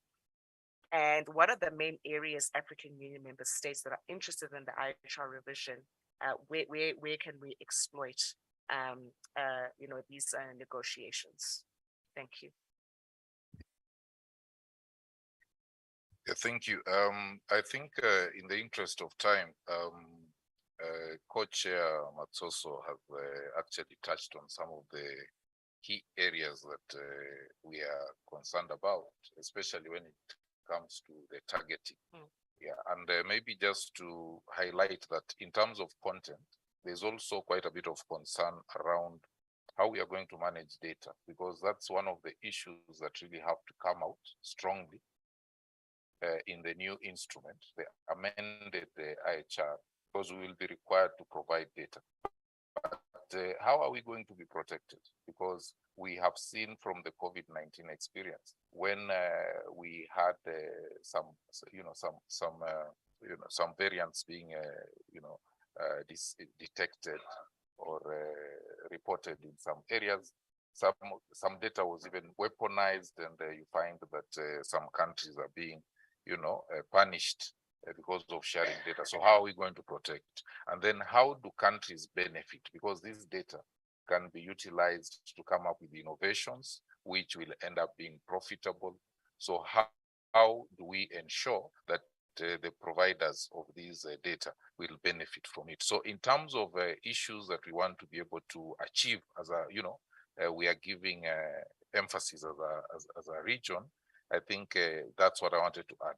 And then, of course, we've spoken about some of the devastation that has visited our public health systems in the past, when we have like the COVID pandemic, some of the epidemics that we have witnessed in West Africa. And we think that it is time the IHR is able to expand in terms of scope, so that apart from just preparedness and response, we also see a situation where we can take care of the whole continuum from prevention all the way through preparedness, response, and even recovery, because after the pandemic, we will still need our public health systems. Now, our concern as Africa, and I think this one now becomes very important for this session, is that these negotiations are going to be extensive.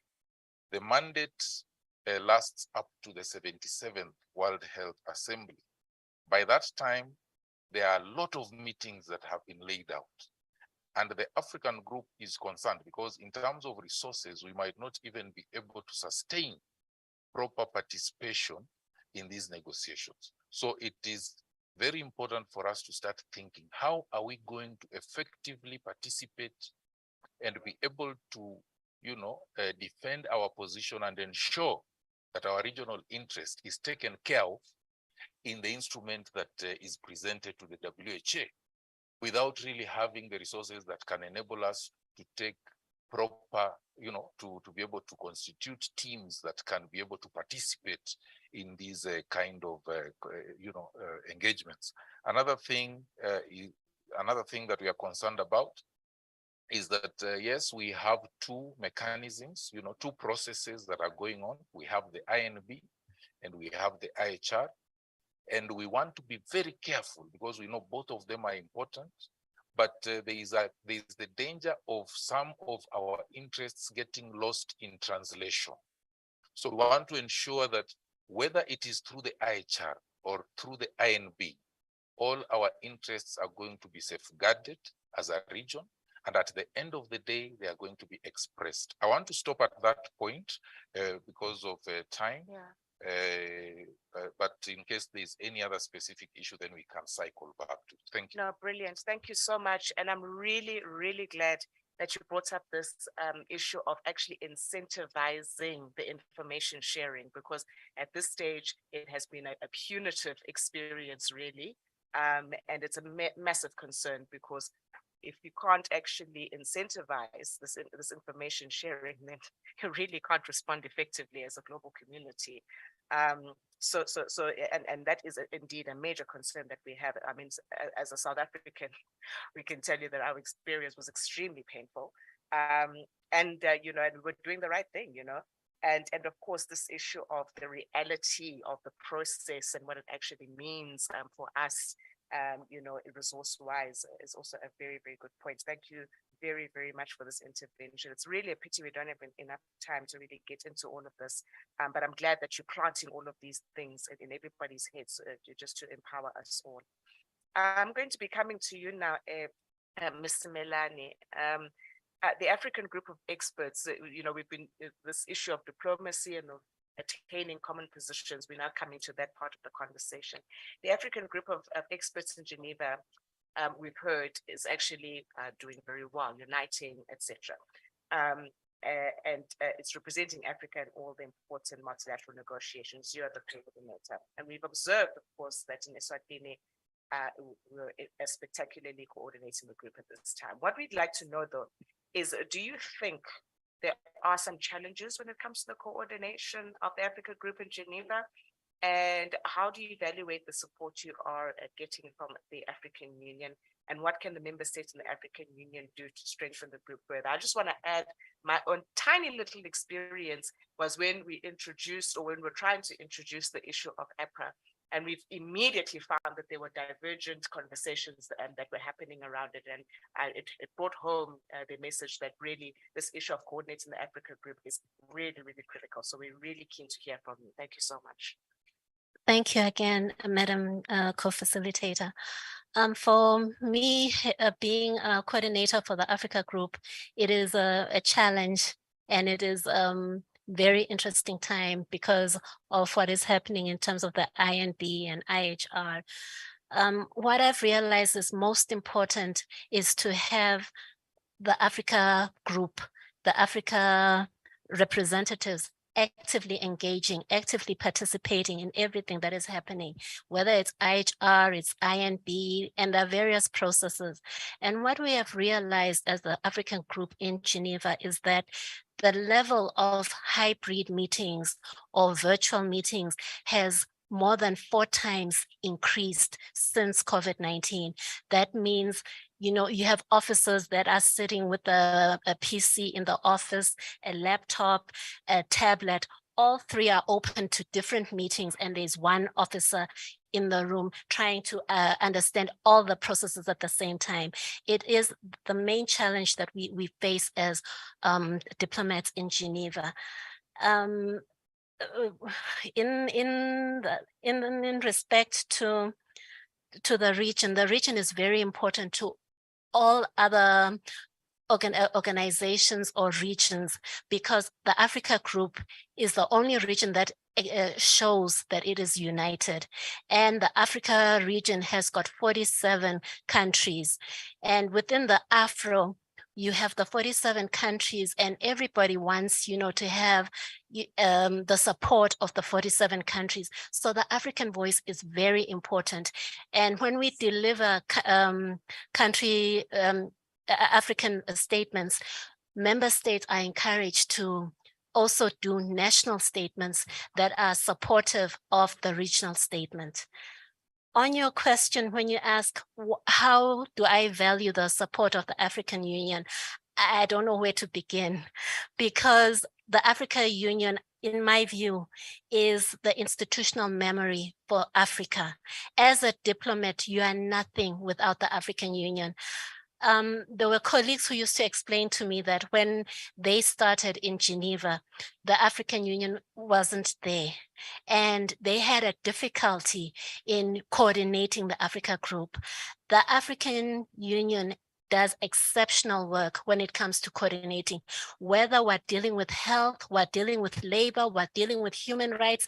They manage to mobilize the whole region, and our ambassadors are exceptional in that they come together, they meet regularly. We as experts also meet regularly to ensure that we maintain the African position.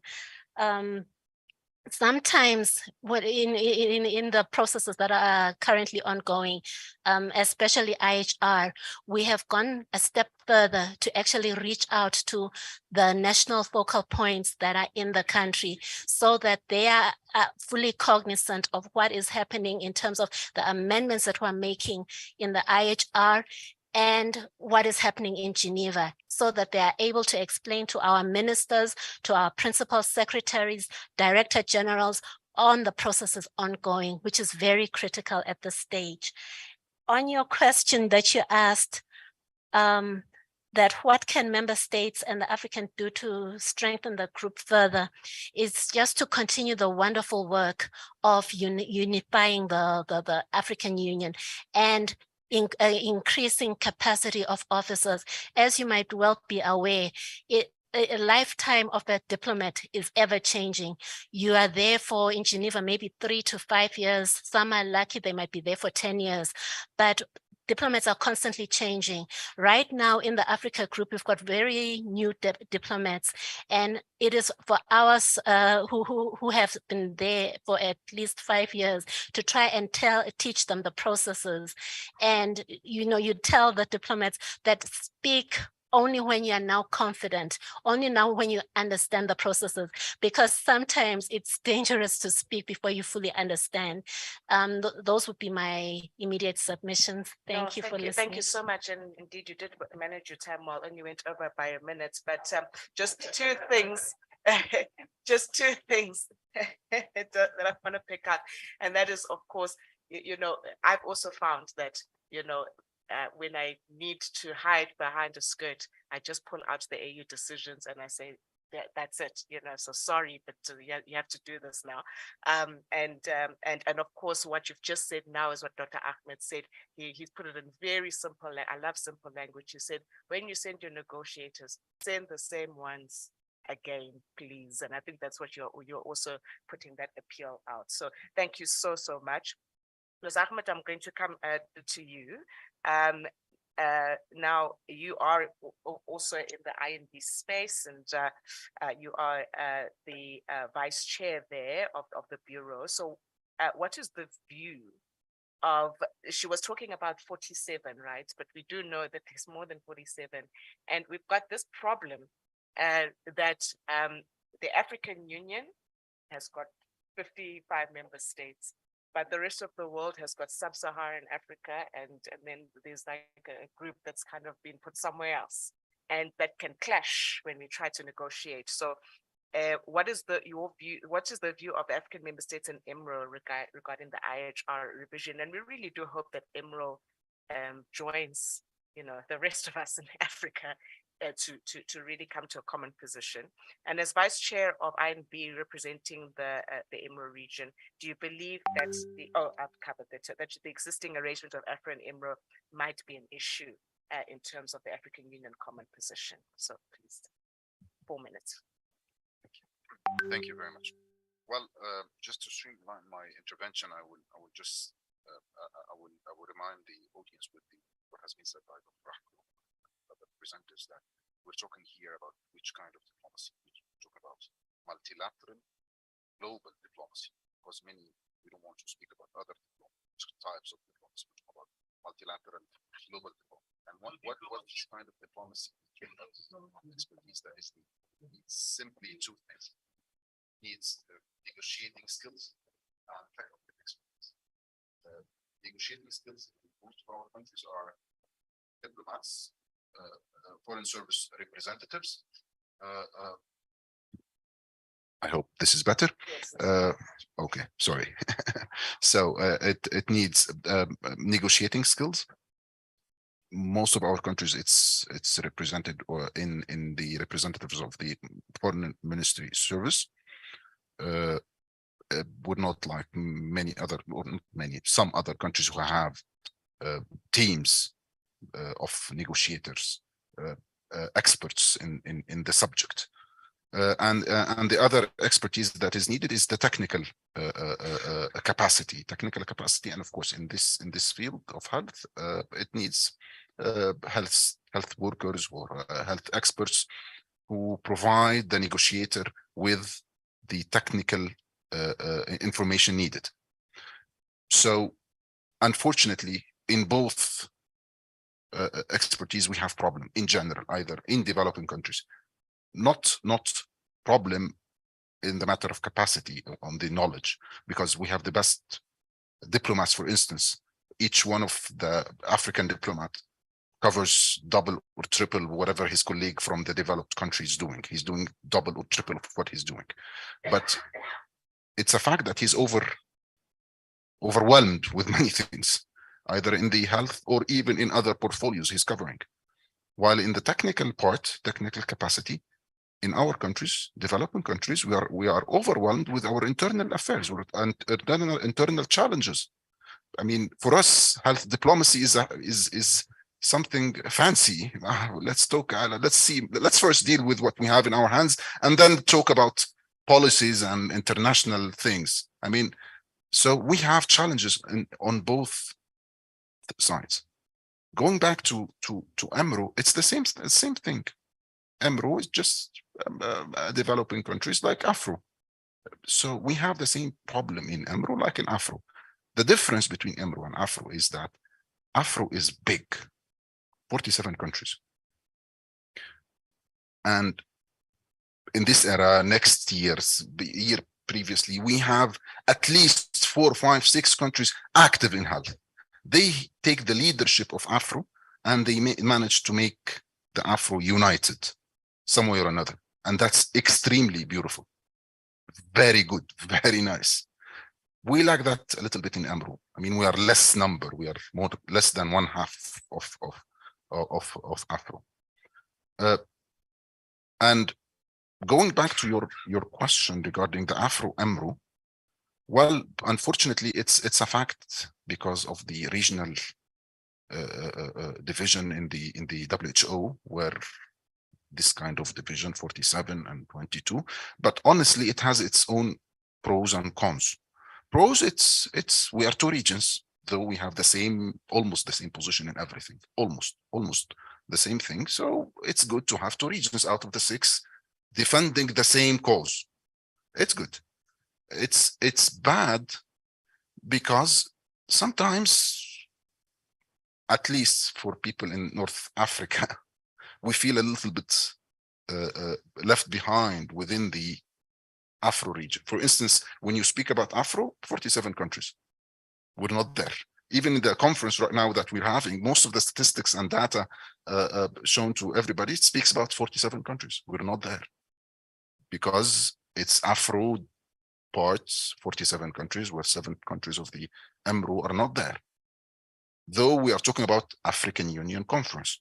So this is one of the side effects of this situation that we have. So solutions. I didn't touch upon IHR, but I will give you solution. Simply, we can have people or countries are gathering up to have a common position behind blocks.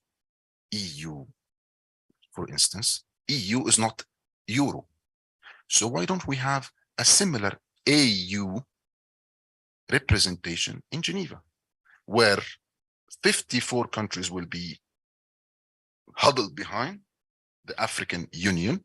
That will give us the unity of all the continent, That's thing. Another thing, it will give us the institutional memory where we sometimes lack among our members, individual members, when there is diplomat moving here and going back, moving there. But we will have African Union where can give us this kind of expertise backed up by a committee in the African Union where it gives advice for policy committee, where it can study and give us, instead of, honestly, with all my respect to EMRO office and Afro office, but we rely on them very much, too much in our regions. Why don't we rely on a specialized committee in the African Union? CDC, we have the CDC, something related, affiliated to the CDC, a permanent policy making committee where it can give us the advice and the guidance in Geneva and New York. Thank you so much. I think that's a brilliant idea. Basically, translocated the AU model into the international architecture, essentially. So I think this is a brilliant suggestion, and thank you so much for putting it forward. Now, finally, I would really like to invite Deboko to make Ms. Bapedi to make an intervention, and we want to ask you just a little bit of background. The 77th session on the United Nations General Assembly has decided to hold a high-level meeting on pandemic preparedness next year. And the two co-chairs have been nominated, Morocco and Israel. And it's a great opportunity that an African member state is coordinating this high-level meeting and its negotiations. And let's recognize the efforts of the African group, permanent representative in New York for this manifestations. So how is this group planning to ensure effective and fair representation at this meeting for this very, very critical intervention? Secondly, we just want to check the UNGA resolution that decided the high-level meeting failed to recognize existing systems significant drawbacks in addressing equity and access issues, as former DG has expressed, which is directly related to the position of the African Union member states. So do you think that it could have been done in a better way in terms of drafting that resolution? And what does the African Union take to bring as a common position, to that high-level meeting? And how are you prepared in your capacity to ensure that we are actually able to go in there with common content that we will land at that high-level meeting? Thanks. Thank you.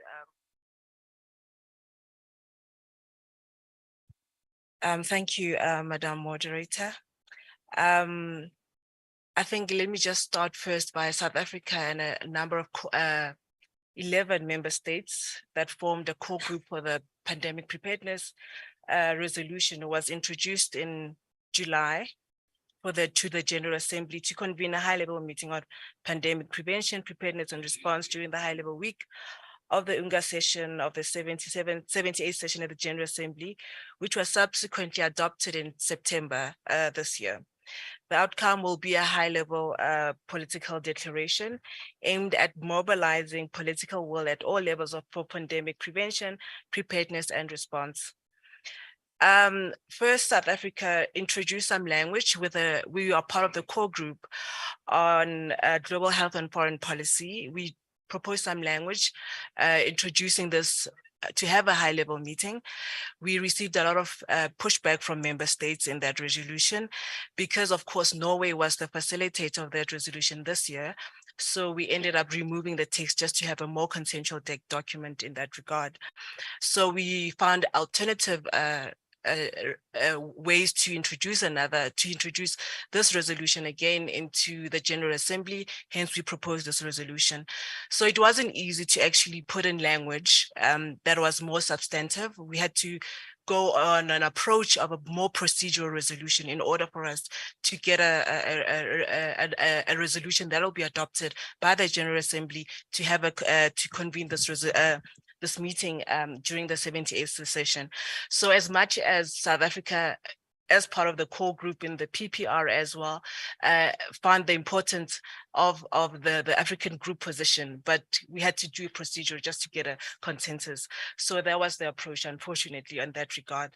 So of course, this year, October, the President of the General Assembly appointed the co-facilitators, which you have indicated is Israel and Morocco, to facilitate both the modalities resolution and the political declaration.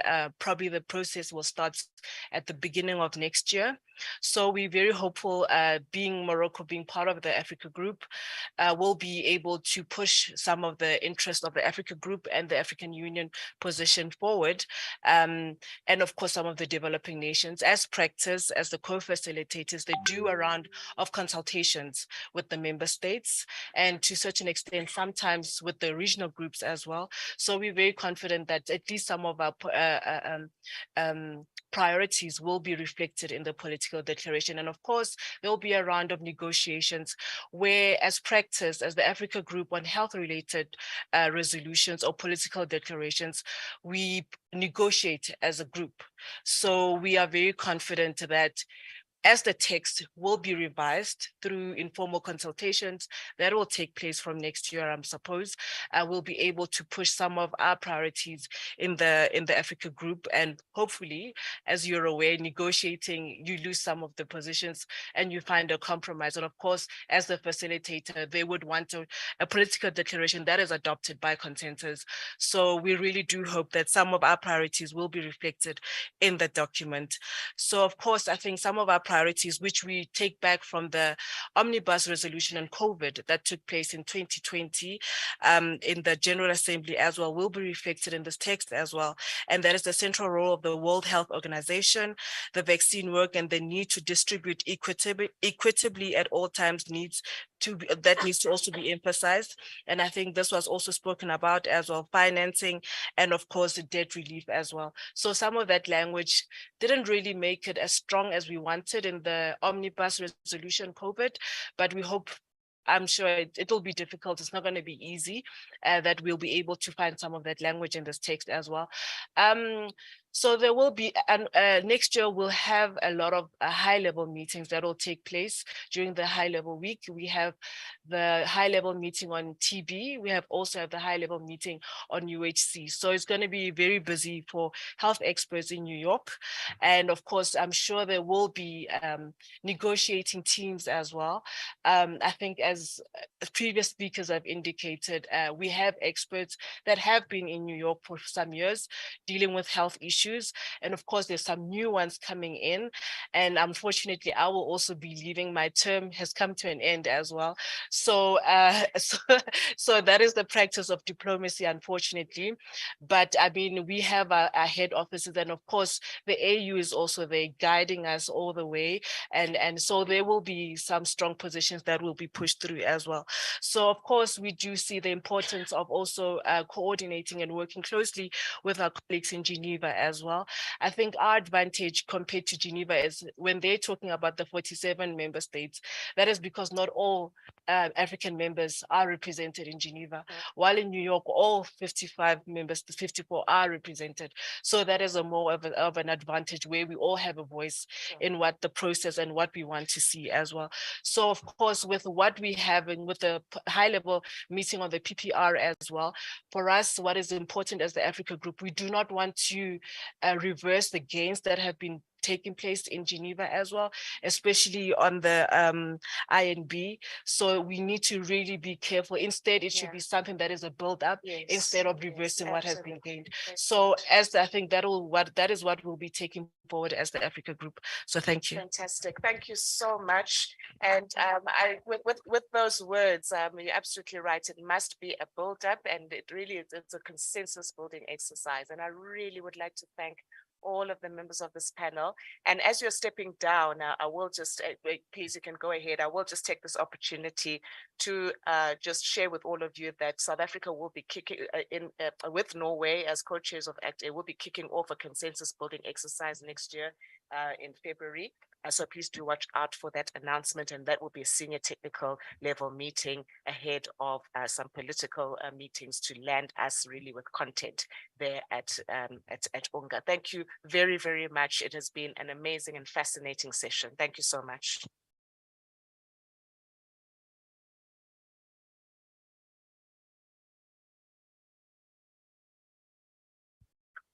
Thank you very much. Please, one more round of applause for the, yes.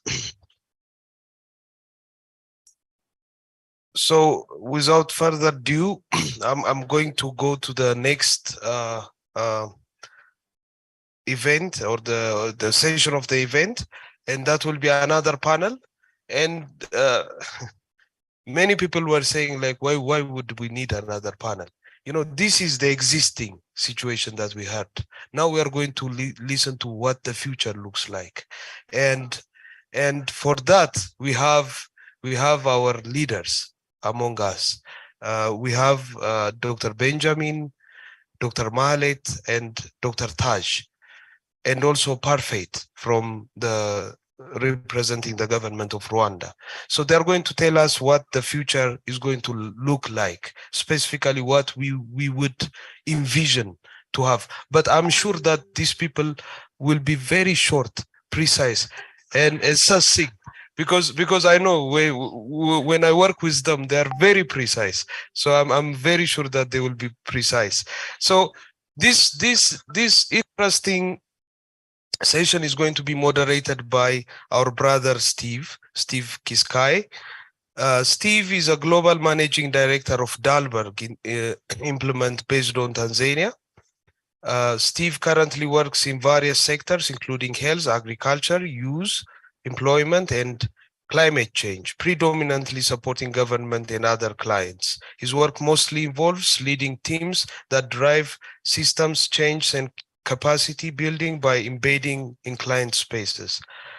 He currently leads the Vaccination Action Network, a multi-country initiative to improve public sector-led vaccination programs through peer learning and program implementation. He recently led a team that established and ran the newly launched African Public Health Foundation. He has a medical background and over 18 years of professional experience. Steve, please come to the podium. Thank you very much.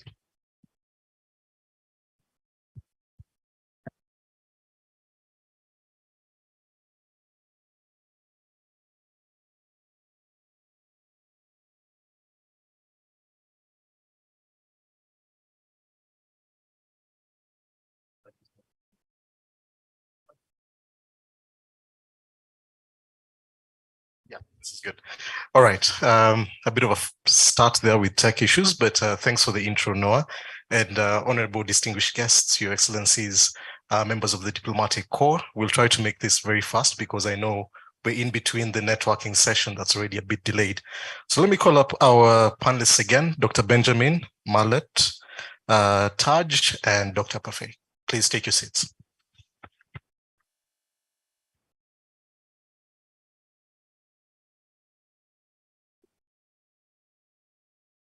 And as they come up, as Noah said, this session is really structured to talk about the future. And what we'd love to really reflect upon, and you probably see a quite heavy Africa CDC team, and I keep saying these are my colleagues and friends, given that we've worked together on various assignments. So they probably know that while we're diplomatic, when diplomacy fails, force prevails. We'll try to keep our time. But equally, we'll try to keep you at 4 minutes so that we finish up quickly. But equally, just coming back to the subject of the matter today is really try to look at what the work that you're doing and really reflecting upon the new public health order that Dr. Ahmed spoke about. And I know, Benjamin, you presented a bit about it. The pillars are actually in that chart reflecting up there. But equally, really to look at Africa health diplomacy and a forum that might start to take place and place as we go forward. So again, for introductions, to my far right, Dr. Benjamin, who's the head of policy, health, diplomacy, and communications at Africa CDC.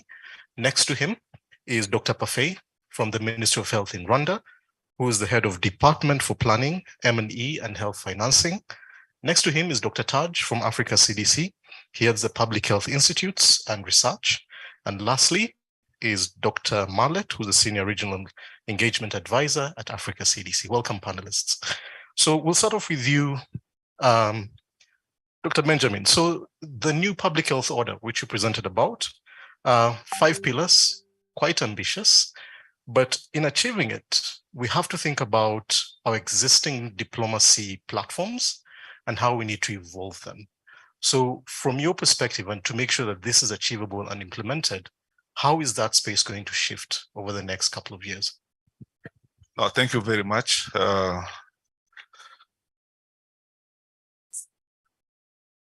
Let me be quick and summarize. As Noah said, we want to go straight to the point. We started by establishing a regular forum of health diplomacy with our representatives in New York and in Geneva. And moving forward, what we want to do is to have this forum established as a regular forum, not only at the margins of the CPHA, but also, when there is the UN General Assembly, or if there is WHA, to come together to learn the lessons and shut our or frame our issues. We also want to not forget about capacity building. It is extremely important, and Dr. Ahmed mentioned here that we need to have a health diplomacy course for the continent. And very interestingly, we have already the faculty here. You are the faculty, so we can start by a short course, and then in the future, in the context of the workforce development of the Africa CDC, and Taji is here, and also the Kofi Annan, we have a lot of opportunities to really to have a good health diplomacy course for not only our diplomats, but also for the health workers and any other person that will be interested in this area. So let me pause there. Thank you. Right, thanks a lot. And it sounds like capacity building is going to be a key issue for us, and probably, and we can come back to it, but I think we're all delegates who can drive diplomacy. And I think also us stepping in to actually help with that might also be quite important for us to reflect on. But moving to you, Marriott. Now, we have seen that Africa CDC has been granted a new status as an autonomous agency of the AU, and we're all really excited about it. However, this probably means quite a lot in terms of how your post is going to shift from a diplomacy perspective. And we also had a bit about statutes. Are you able to expand a bit about that and explain to us what actually this autonomy means and how your post is shifting from a diplomacy perspective? Thank you, Steve, and good evening, everyone. So Africa CDC has started this year with a high note, and with the elevated status and the autonomy. And I think you all agree if I say that we are also concluding the year with a high note, with this successful first in-person public health conference on the continent. And this year has been like really eventful in Africa CDC's journey in the past 5 years. First, earlier this year in February, the African Union Assembly elevated Africa CDC as an autonomous institute of the Union. And July last year, the Executive Council endorsed the revised Africa CDC statute. So in my day-to-day interaction with partners and stakeholders, I always get this question saying that, are you now like completely independent of the African Union? So people somehow misunderstand this autonomy, and I believe like Taj and Benjamin also get this question. So I want to clarify what we mean by when we say autonomy. So when we say autonomy, it is an operational autonomy. So Africa CDC now has the empowerment and the capacity to run its own operations, be it finance, human resources, procurement, and all the support systems, which are like really critical in fulfilling our mandate. For example, we're expected to mount response within 72 hours after countries' request for our support. So now we are able to do that. But we still remain part and parcel of the African Union, and we derive our legal mandate from the African Union. And we actually see like us being embedded within the political structure as a huge asset for Africa CDC. Saying that, I would like to highlight the main changes in our statutes. And the first change was the modification of the governance structure. Africa CDC was previously governed by a board composed of 10 ministers of health and representation from the private sector and civil society organizations. That remains, but now with the new change, additional actors are added to the board, including representatives from One Health and also representatives from regional financing mechanisms, learning from the lessons from the COVID pandemic. The second major change under governance is the establishment of a committee of heads of state and government. So Africa CDC now has oversight by heads of state. That will be composed of 10 heads of state with equal regional representation from the 5 African Union regions. The second major changes under the Secretariat, Africa CDC used to be led by a director, but now that's elevated to a Director General, which is comparable to the level of commissioners at the African Union Commission. And the third and the other major change in the statute is the capacity and the empowerment to declare public health emergency of continental concern. Now, Africa CDC can declare such a public health emergency if it is deemed relevant to the continent without waiting for the declaration internationally. So these are the major changes. There are other minor changes, but which are not significant. So coming back to how this facilitates health diplomacy, now we believe that we are empowered, and also we have the right mechanisms and the right structures to facilitate intergovernmental coordination, to come up with these common positions and these common joint actions we've been talking about in the previous panels. Thank you. Perfect. And moving on to you, Taj, workforce is a key part of the NPHO.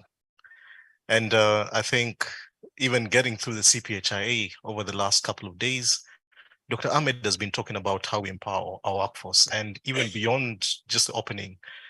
In the session just before this one, he was talking about the nurses as a large cadre and the investments that are already happening, with the Harvard program, and of course, even more broadly, the Kofi Annan program.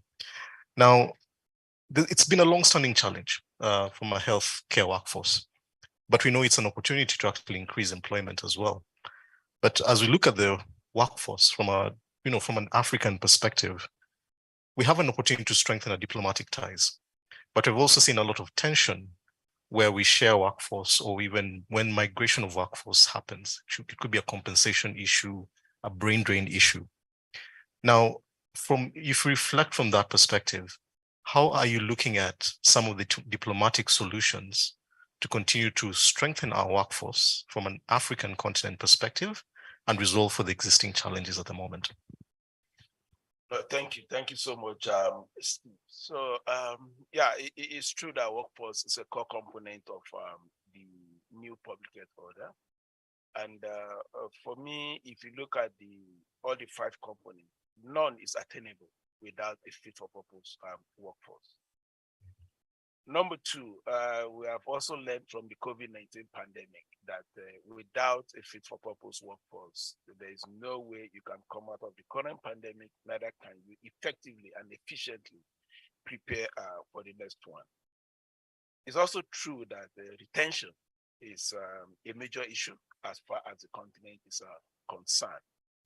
And this explains why we are trying to approach the aspect of workforce through multiple fronts.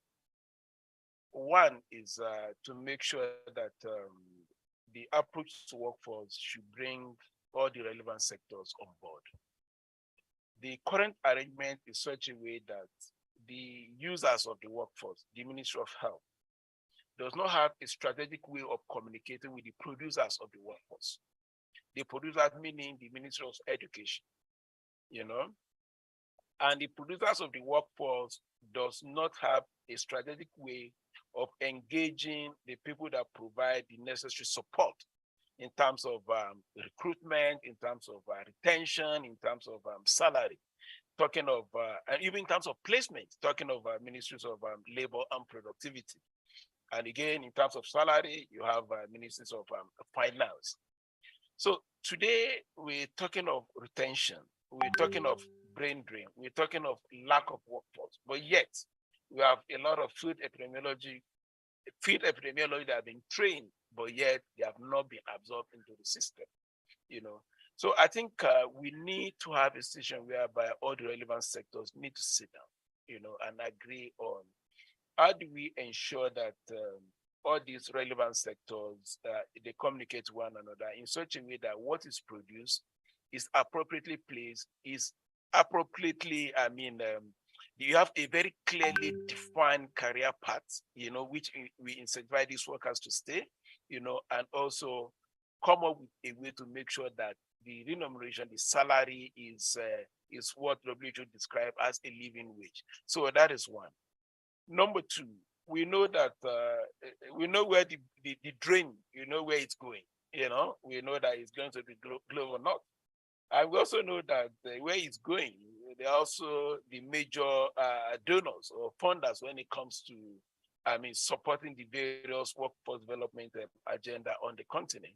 So I think for me, again, is really to sit down, and look at how do we address that issue? And by the way, this is not a new discussion. There is a TEDx program that has been in place for quite a lot of years now, that is led by Professor, what's his name, from Uganda, to see Omaswa, absolutely, to see what sort of compensation that should be there, but again, implementation has been a key issue here, The other thing is people have called for a sort of legislation in such a way that people that get or countries or whatever that come and poach on our workers, there should be a way of sanctioning them, But again, you ask yourself, what about the human rights, point of view? Because it doesn't mean that because I'm from Nigeria, I should not have the liberty to go and practice in UK or whatever.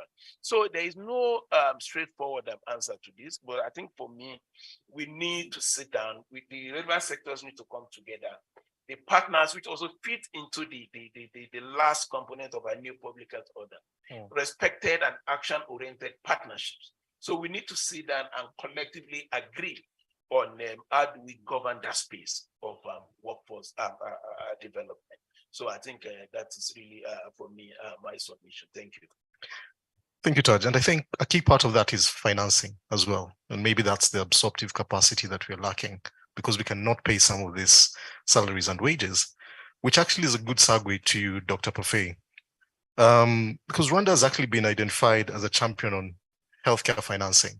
And actually, yet again, the UHC session that happened just before this one, Dr. Solange spoke eloquently about the work that you guys have done. So congratulations for that. And we are all delighted as Africans that you represent us on the Finance Intermediary Fund for Pandemic Preparedness and Response.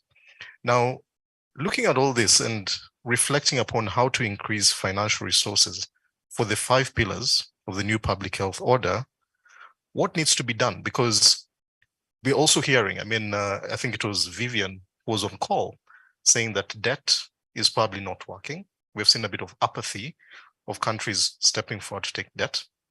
Grants do exist, but they can only take us so far. And again, there was a session that happened this morning where Dr. Ephraim from UNICEF was saying, while there's an expectation that ministries might be bullish and say we will get more money, the ministers he's spoken to are saying the situation is probably different in countries, given that now we're in recovery mode from COVID, and countries are saying the ministries of health had enough money. We now need to move our money towards, infrastructure, education, water for the recovery effort. So it might be a bit of a bleak situation for ministries of health. So how do we shift that, and how do we move forward?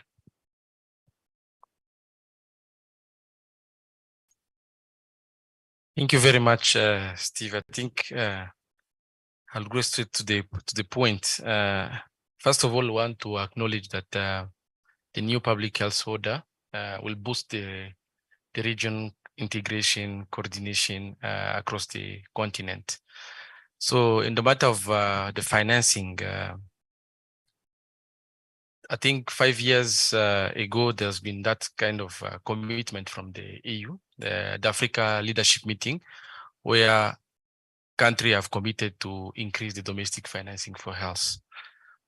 So of course, this has been backed with so many commitments at the international level, Abuja Declaration, Paris Declaration, aid effectiveness, sector-wide approach principle, all those things has been there for a long time. So as a continent, of course, with the COVID, health has been seen now not only as a consumer of the national and all the national portion of the budget, but an investment. So that's why we have seen a lot of the increase of domestic financing, especially the tax-based funding coming from the government to support all the effort around to combat the pandemic. I think this movement should continue because what has been used for that with that resources was about how can we strengthen the system, and it has been well understood by all ministries, including the Ministry of Finance. But as we really rightly mentioned, we need to continue to build our case so that we make sure that as we fight or we negotiate our budgets, that's with that I would say that's fiscal space that is quite constrained, all the priorities we have to fit in. As we continue to negotiate our budget, we have to demonstrate, we keep demonstrating that we are able to use that money and also accounted for results. So that's what we need to work for. So another element I need to highlight, it's about how can we strengthen the system. Domestic resources, they are apart from coming from of course, the tax-based funding, financing, but also other coming from the private. We need to see how can develop the local private sector to make sure that private sector can also contribute to the health, because private is a key partner, is no longer a gap filler, is a strategic partner to support the effort of the government. On the side of how can we also mobilize the context of health diplomacy, taking our chair, even though on the table, they didn't even reserve our chair, bring our chair to negotiate that portion of budget. I mean, negotiating with partners or other partners. So we need to do some I would say some homework, more strengthening our system to ensure that our government are strong enough. I mean, our government system are strong enough to manage the budget, to properly articulate the priority, but also continue to negotiate for more money, for more results, as we know that what is going to bring us as an outcome for the health sector. This means that there should be a clear way of strengthening the alignment processes, how the external funding should support the government priority. I mean, proper articulation. Now, another thing, that's the coordination aspect, the ownership of improving the planning and the budgeting processes, utilization of or use of digitalization to strengthen the public finance management, but also proper way of ensure that there are good practice of forecasting for the future needs, but also it requires the capacity for our people to make sure that this goes together. I think this is the thing that we need to continue fight for as a African country, as a member state. Thank you very much. Thank you so much, Doc. And I think it really speaks to the diplomacy. And I think Lwazi was also talking about it, which is also more of a vertical diplomacy that we need to build within countries and make it work up, down, and bottom up. But I know we're pressed for time, and I know Noah is looking at me with a harsh eye to finish this. So maybe we'll take just 1 minute.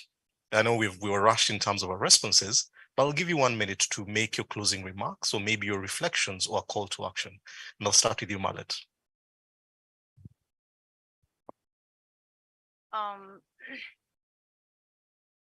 As has been said earlier, we're looking ahead, negotiating the pandemic treaty. We're also thinking about having our own legal instrument for our continent, which we'll be definitely deliberating on and discussing on in the new year. And I believe Africa CDC is well positioned and well empowered now to support these processes effectively and to support our member states. Thank you. Thanks. Thank you, Steve. So I think for me, when you look at the workforce development space, the health workforce development space, the gap is huge. In fact, we have less than 1/3 of what is required. So going forward, I think one wants to see more investment in that particular space. Investment that will allow us to provide or produce fit for purpose workforce. Investment that will allow us to appropriately place these workers that are produced. Investment that will allow us to create a sort of customized or irrelevant sort of career path for this particular staff. An investment that will allow us to be able to give them what I call a living wage. So I think for me, that's that. And without workforce, there is no help. Thank you. Dr. Parfait. Thank you very much. Mine will be very short. I will suggest that we keep improving the alignment toward our priorities, but also increase the efficiency in the use of resources. With what we have, let's see how we can maximize or optimize the results that we can produce what we have. Thank you very much. And lastly, Dr. Benjamin. No, thank you very much. For me, it's very simple. Today we have the new public health order agenda, and we need to implement it. And this is something that we cannot do. We cannot do it alone.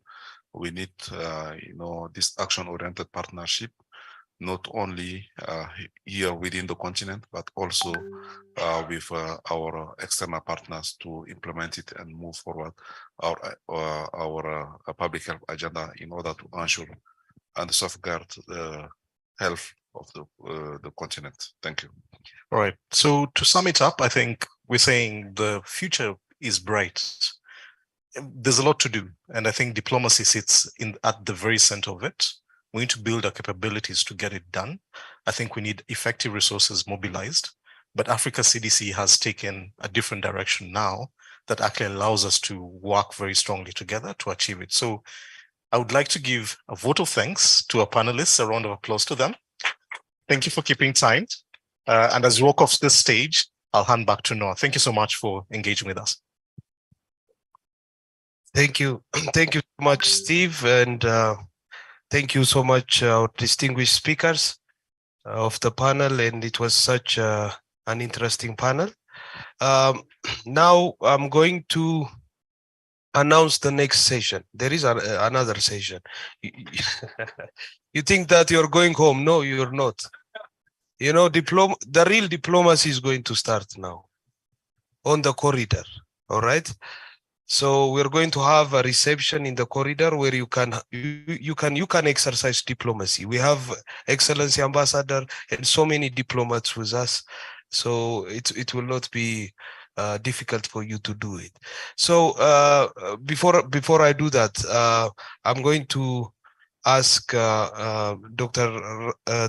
Taj to come in to give us the final blessing and to conclude this session. Before Taj, I would like to thank all of you for being here, especially our speakers to travel so long and come here and have this very fruitful discussion. Thank you very much. Oga, please come to.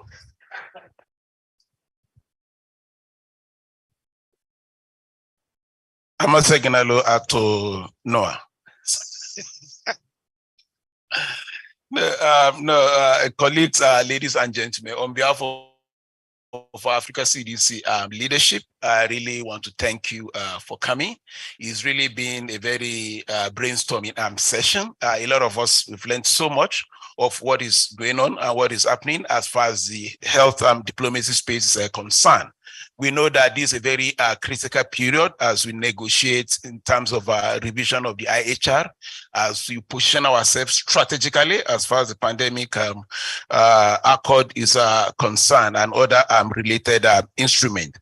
Again, whether we like it or not, the COVID-19 pandemic has clearly demonstrated the importance of health diplomacy.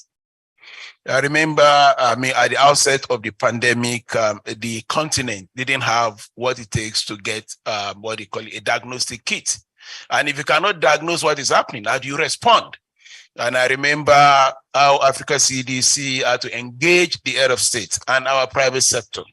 I also remember when President Cyril Ramaphosa led his colleague to go and talk to the president of China, that we are not asking for goodwill. All we are asking for is give us African allocation and give us a fair price. We cannot pay the 1,020% that you are putting on this thing. And that actually worked. And that is the power of what? Health diplomacy. So again, what is lacking on our continent is health diplomacy literacy. So the honor is on us to build the capacity of our member states in such a way that when they find themselves in all these forums, they are able to appropriately engage, and come up with an outcome that will align with the priorities of our member state. On that note, I thank you, and I wish you a very nice evening. And for those of us who are planning to visit Rwanda tomorrow, please stay safe. Thank you.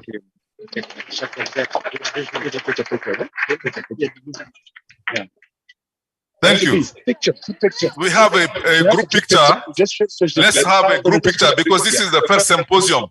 So, hi. If you are not in the picture, then you are not part of the history. So please come, come and join us. Let's move this quickly. Yeah. Take it back. Let's move this. We need to see our lead negotiators with the ambassadors in the first row here. Just put it. Yeah, put it on the floor. Just put it on the floor. Let's move this. Should we move the chair? Yeah. No. Let's move them. Oh, people will sit. So we move them in front. We move them at the front. Let's put them there. Then people will stay on the stadium, on the post. Let's put the chairs down. People sit in the chair, and then people stand up here. Okay. So just push this back. Sorry, Your Excellency. We just want to put this here. Some people can sit in the chairs, and then others can stand behind you. Thank you.